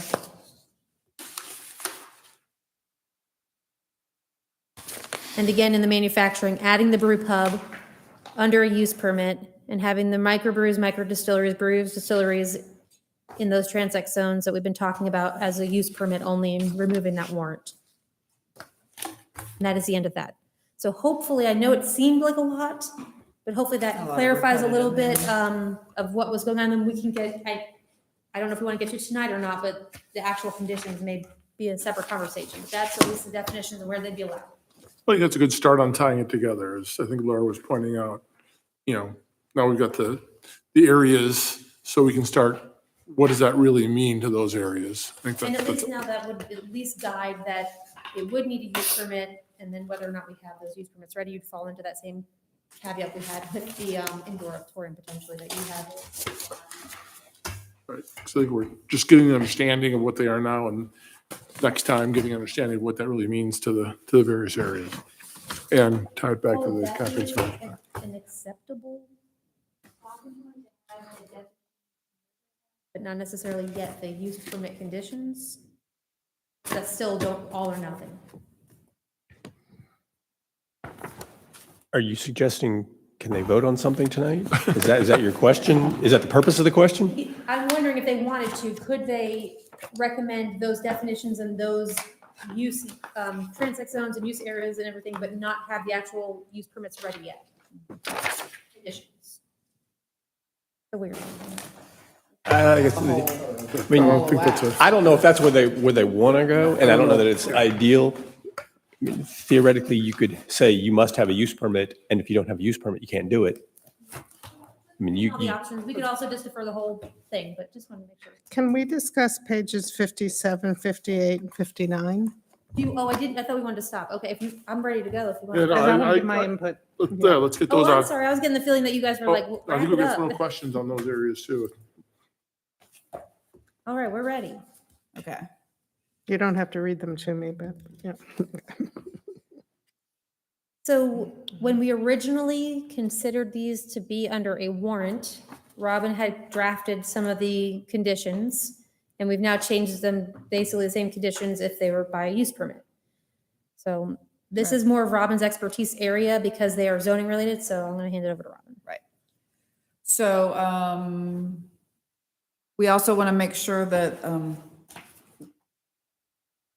in all these use permits, we have required districts. So like for a brew pub, we have C1, C2, MIX, Deerfield Form-Based Code, T4 Open, T5, T6, Crabapple, T4 Open, and T5. The standards must qualify as an eating establishment. No outdoor amplified music shall be allowed. No signage shall face residential uses. No video games or games of chance shall be allowed. No sale of tobacco products, vaping products, CBD products, and lottery products shall be allowed. Delivery shall occur between 7:30 a.m. to 7:30 p.m. Days and hours of operation shall be the following. And so all of these operations mostly are derived from Chapter 4. Right. So that's the brew pubs. I think there's some questions on those. Right. And then if let's say if somebody came before you for a use permit for a brew pub, you could, add different restrictions. Right. Well, I mean, I think there's some questions on the times of that. So you're saying that the 2 a.m. came from Chapter 4? The alcohol. Eating establishments are allowed to be open until 2 a.m. the next day, and a brew pub has to be an eating establishment.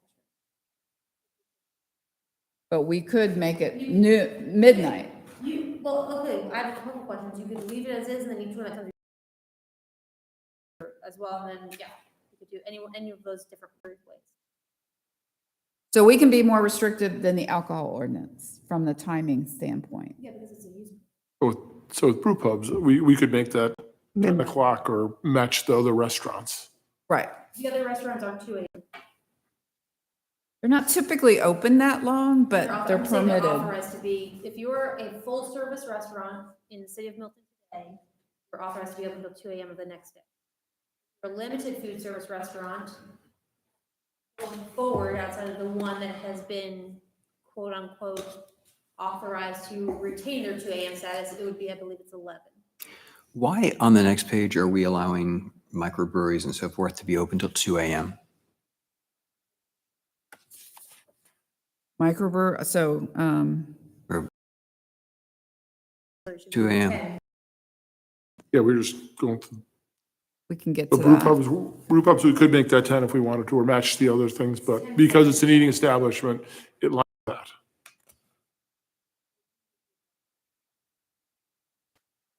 Address what? Okay. But can we just go by each Sure. use? I'm sorry, you just ahead. totally lost me when you started talking about that, so. So that's something to consider, maybe for you all to kind of think about between now and the next time. With the suggestion of more limited timing for the use permit standard. So the general retail with consumption on premises, again, this, I just duplicated the standards, except for when there was requirements by the alcohol ordinance. The business must derive 60% or more of its total annual gross revenue from the sale of merchandise, food, or non-alcoholic beverages to consumers. No sales of distilled spirits for consumption on or off premises shall.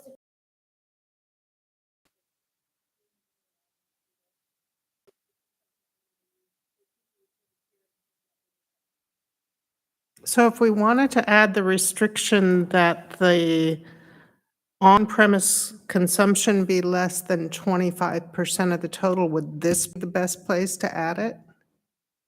As opposed to in the definitions? That's where I would see it.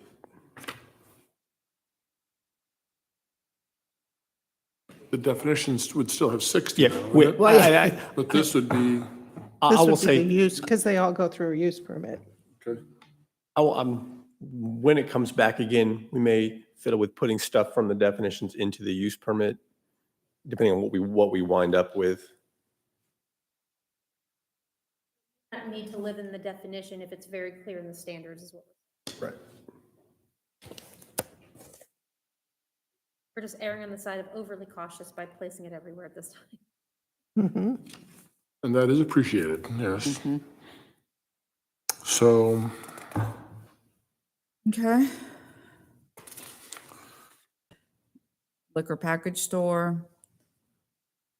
So again, I think I need to take it out of, I just see C1. It's not permitted in C1 or MIX, so I need to fix that. Yeah.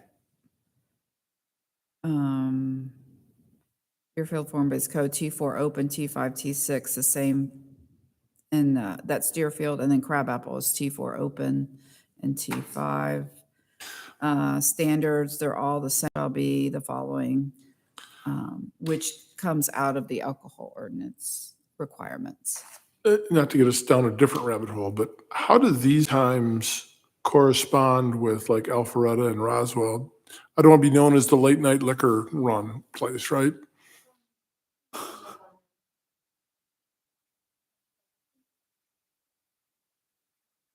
I'll look that up. Okay, I want to make sure I catch this one before we go, because So restaurant limited, food service, required districts, C1, C2, MIX, Deerfield form-based code, the same T4 open, T5, T6, and Crabapple's T4 open and T5. Again, the same first few requirements, and then days and hours of operation shall be the following: Monday through Saturday from 9 a.m. to 11 p.m. So they would not be able to serve on Sundays, correct? correct, they cannot serve on Sundays and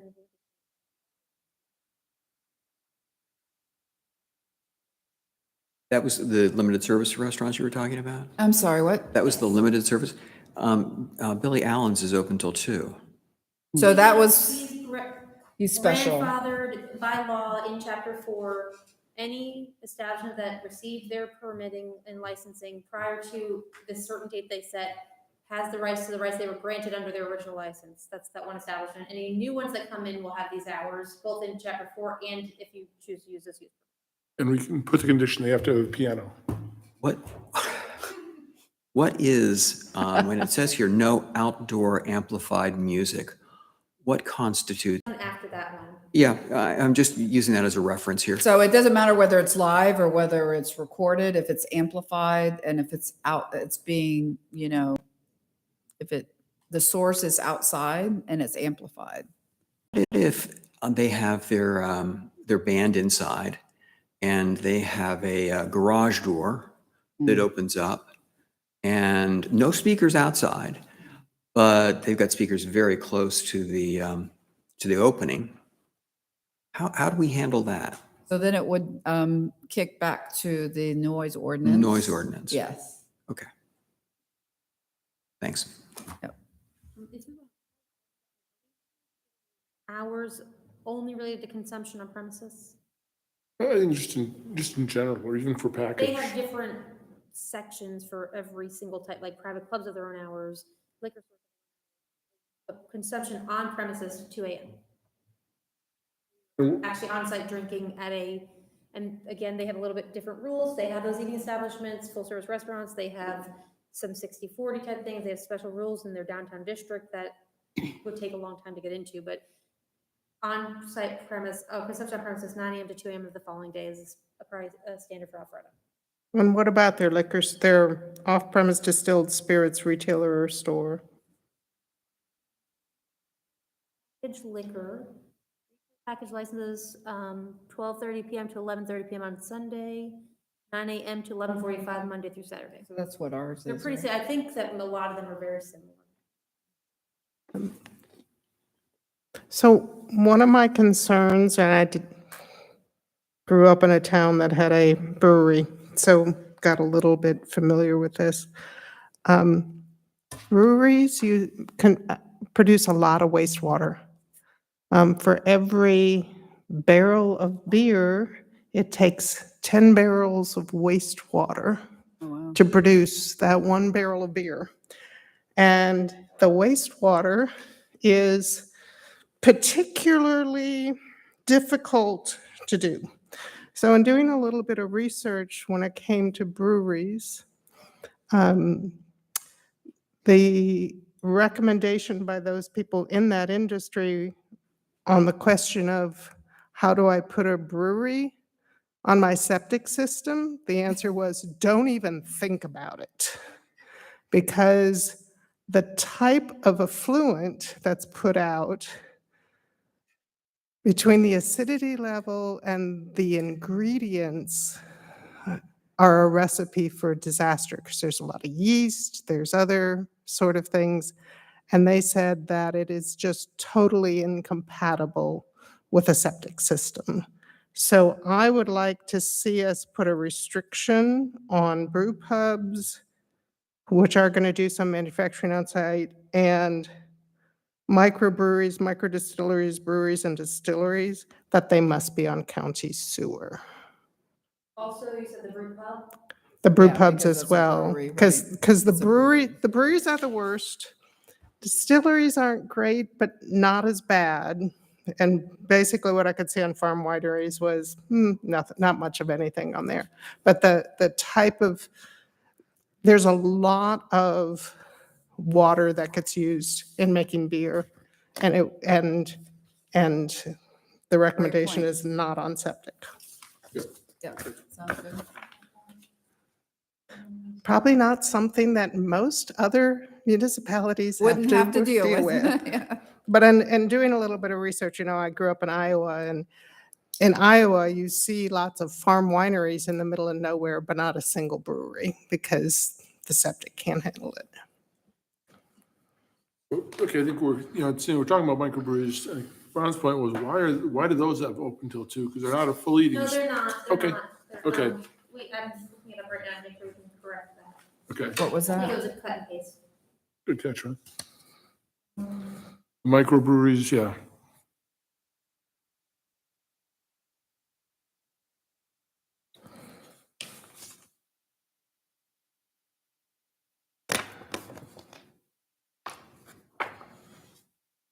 Your manufacturer's license Monday through Saturday, 9 a.m. to 10 p.m. Okay. So that we We gotta change, fix that, okay. Yep.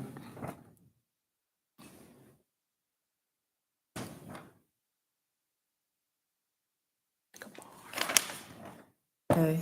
Made more progress than I thought we would.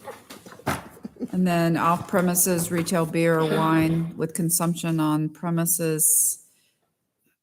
If that was something that you all still want to support, then this would be a use permit.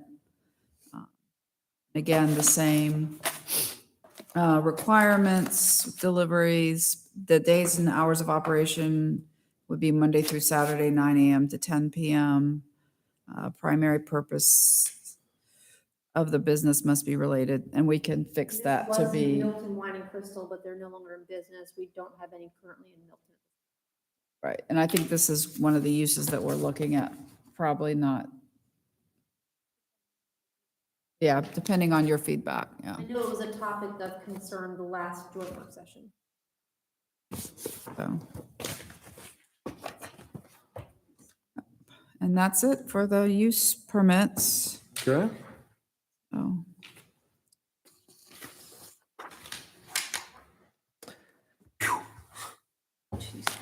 So I would be more than willing to entertain a motion to defer. Mr. Chairman, may I move that we defer consideration of? Second? Text me. Yes, sorry, yes. Oh my goodness, please. I kept asking you.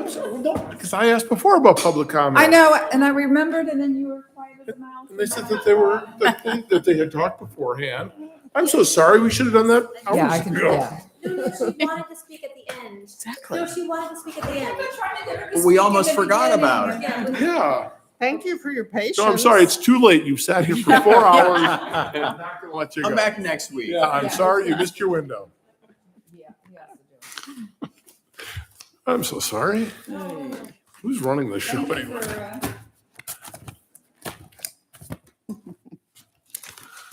Specific.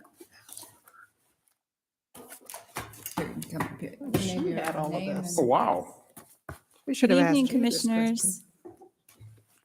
Very nice. My name's Michelle Weston. I live at 14835 East Bluff Road in Milton.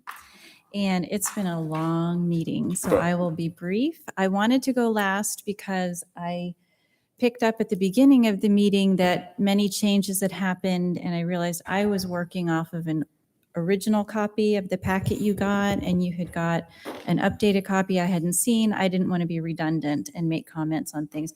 So I wanted to hear what staff was going to present.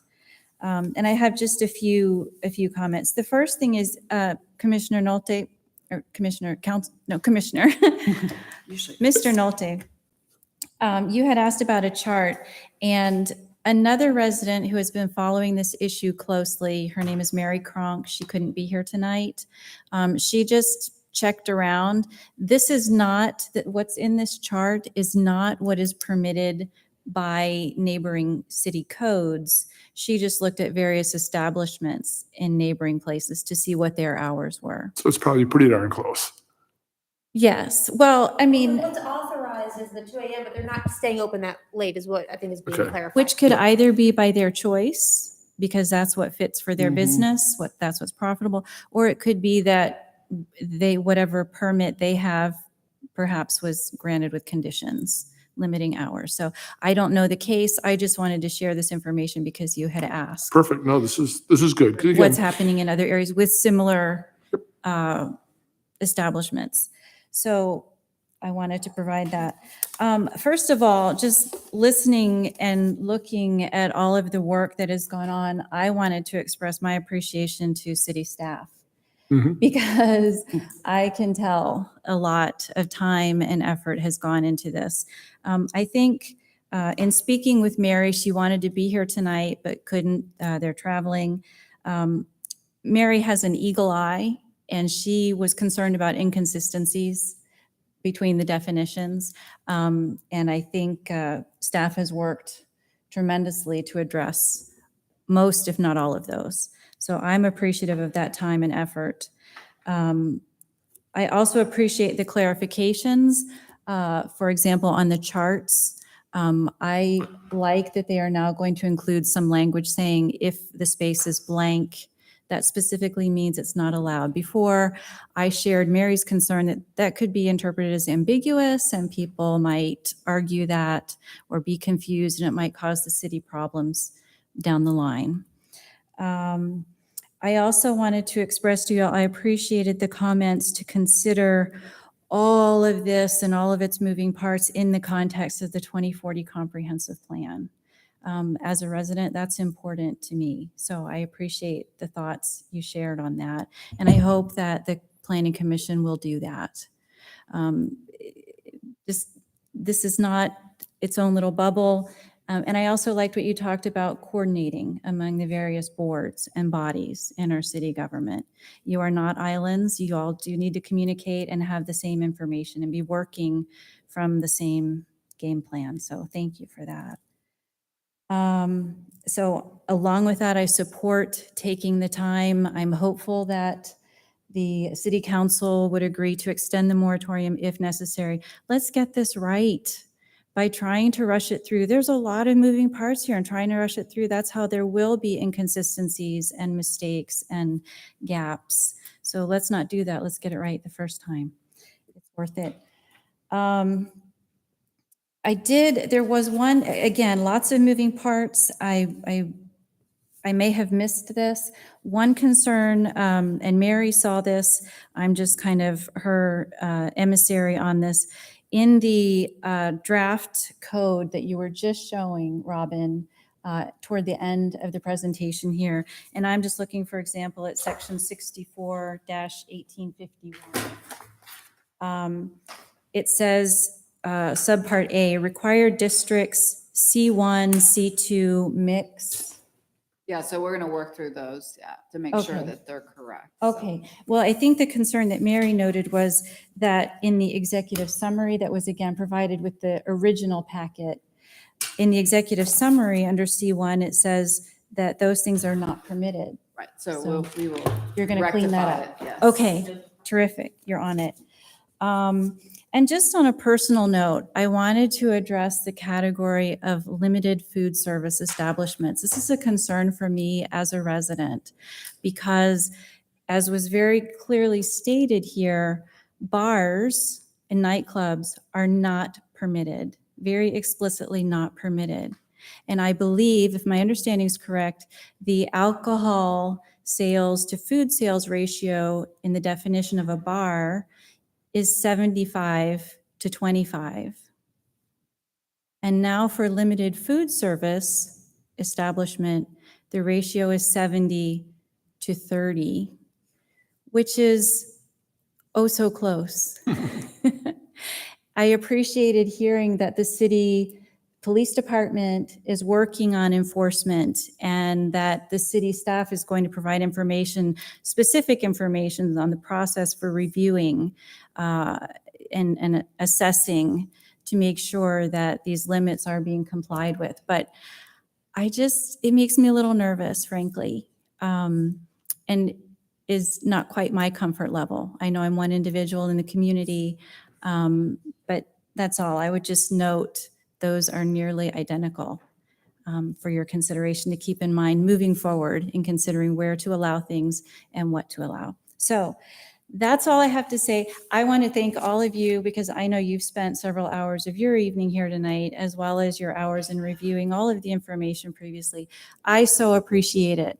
Thank you. Well, no, on behalf of the whole planning commission, thank you. I mean, I think you bring up some very good points. Thank Mary also, Yes, I will. you know, I will. Mr. being here tonight, but, you know, this is the kind of input we need. You know, we don't want to make things in a vacuum. As you can see, everybody else is crowded in here. But Yeah. no, but it means something. It means something for people to show up. It means something when they speak from the heart and they've got good points and all that. So, you know, your input is very welcomed and, you know, listened to. We love our city. Mary and her husband, Greg, they love the city. They have a lot of thoughts on how to preserve and help our city grow in a healthy way. I also love our city. I've lived here since 2010, plan to stay here many more years, raised my family here. But also I have a background in government. And so not local government, I worked for the federal government, slightly different animal or beast, as some might say, but I am aware of, I understand the importance of getting it right, not slamming something together because you feel like you must, you know, the pressure. I'm sure you folks felt pressured to get something finished and cleaned up by tonight's meeting. And we all feel the pressure, but let's do it right. Let's get it right. We have the opportunity to do that. So let's take it. Let's do it smart. Thank you. Well, your input's appreciated. Thank you. In that spirit of trying to get it right, I think it sounds like we're moving toward a deferral, but what I'd like to see, I guess, on the next is to have maybe a green line that then shows some of the suggested improvements that we made tonight and the cleanups so that we can see, okay, one more rendition that shows where the C1 and mixed was discredited or, you know, incorporate some of the other suggestions we have. We can decide whether to keep them or not, but at least keep track of them that way. Well, and also I'd like to, I think that's a good suggestion. I also like to request it maybe a week or two ahead of the next meeting. I know it's a lot, you're doing a lot. And again, I appreciate, let me reiterate, appreciate what staff has done. We're making good progress, but I think, you know, all of us were a little frustrated as far as the timing of this. Like, Yeah, I believe we can get it to you a couple weeks before. oh, that'd be great. Yeah. You know, give us some time to, to mull it over, to really understand the impact it has, because it's not readily apparent at first. And tonight went a long way to helping us, I guess, identify or get a direction.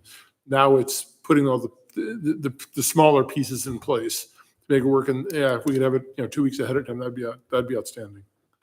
It'd be very much appreciated. Yep. Another question, because I understand there is this moratorium and there is this want to get it right, but is this something that possibly we might have a special session call to try to move this along before a month from now? Or do you see this if we, If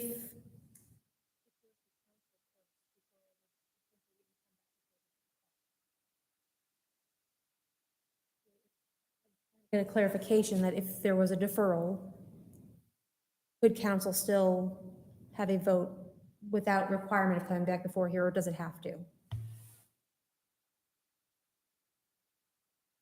I'll leave without that clarification. Right. So what you're saying is tonight could have been completely worthless. You could go to council the way it is and get. I want to make sure that that's not a potential thing that we don't discuss before that motion is made. Okay. because I would be willing to come back in a week and hear it again if necessary, to finish it if necessary. Yeah. So you're asking if. Because it's already we been defer? published on when they'll hear it. Does it still go to first read?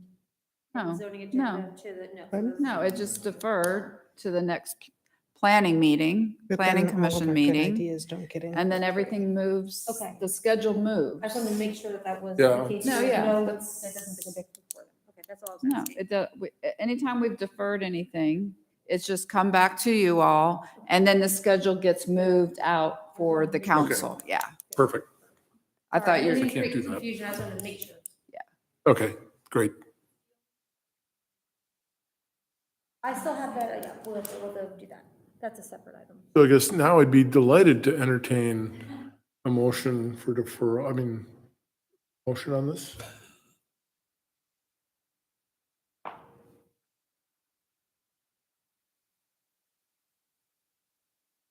Did it once, may as well. Case number. Well, here it is. I've got it. Oh. Here, I got it. Are you ready? Yeah, I was trying to get the number.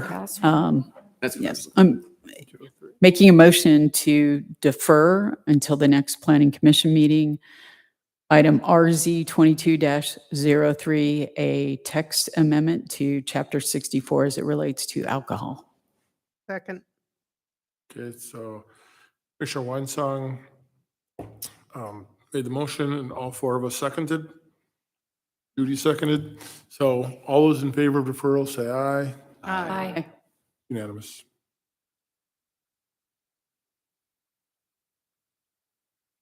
okay. All right, so any new business? Never mind. Any new business? New business? yeah, is there any new business? Okay, Make a motion to adjourn. Judy's like, okay. So Judy and Laura seconded it? Or Stephanie. Seconded it? Stephanie seconded. All in favor, say aye. Aye. Aye. Unanimous. Thank you, guys. Hey, it was only 3.5 hours.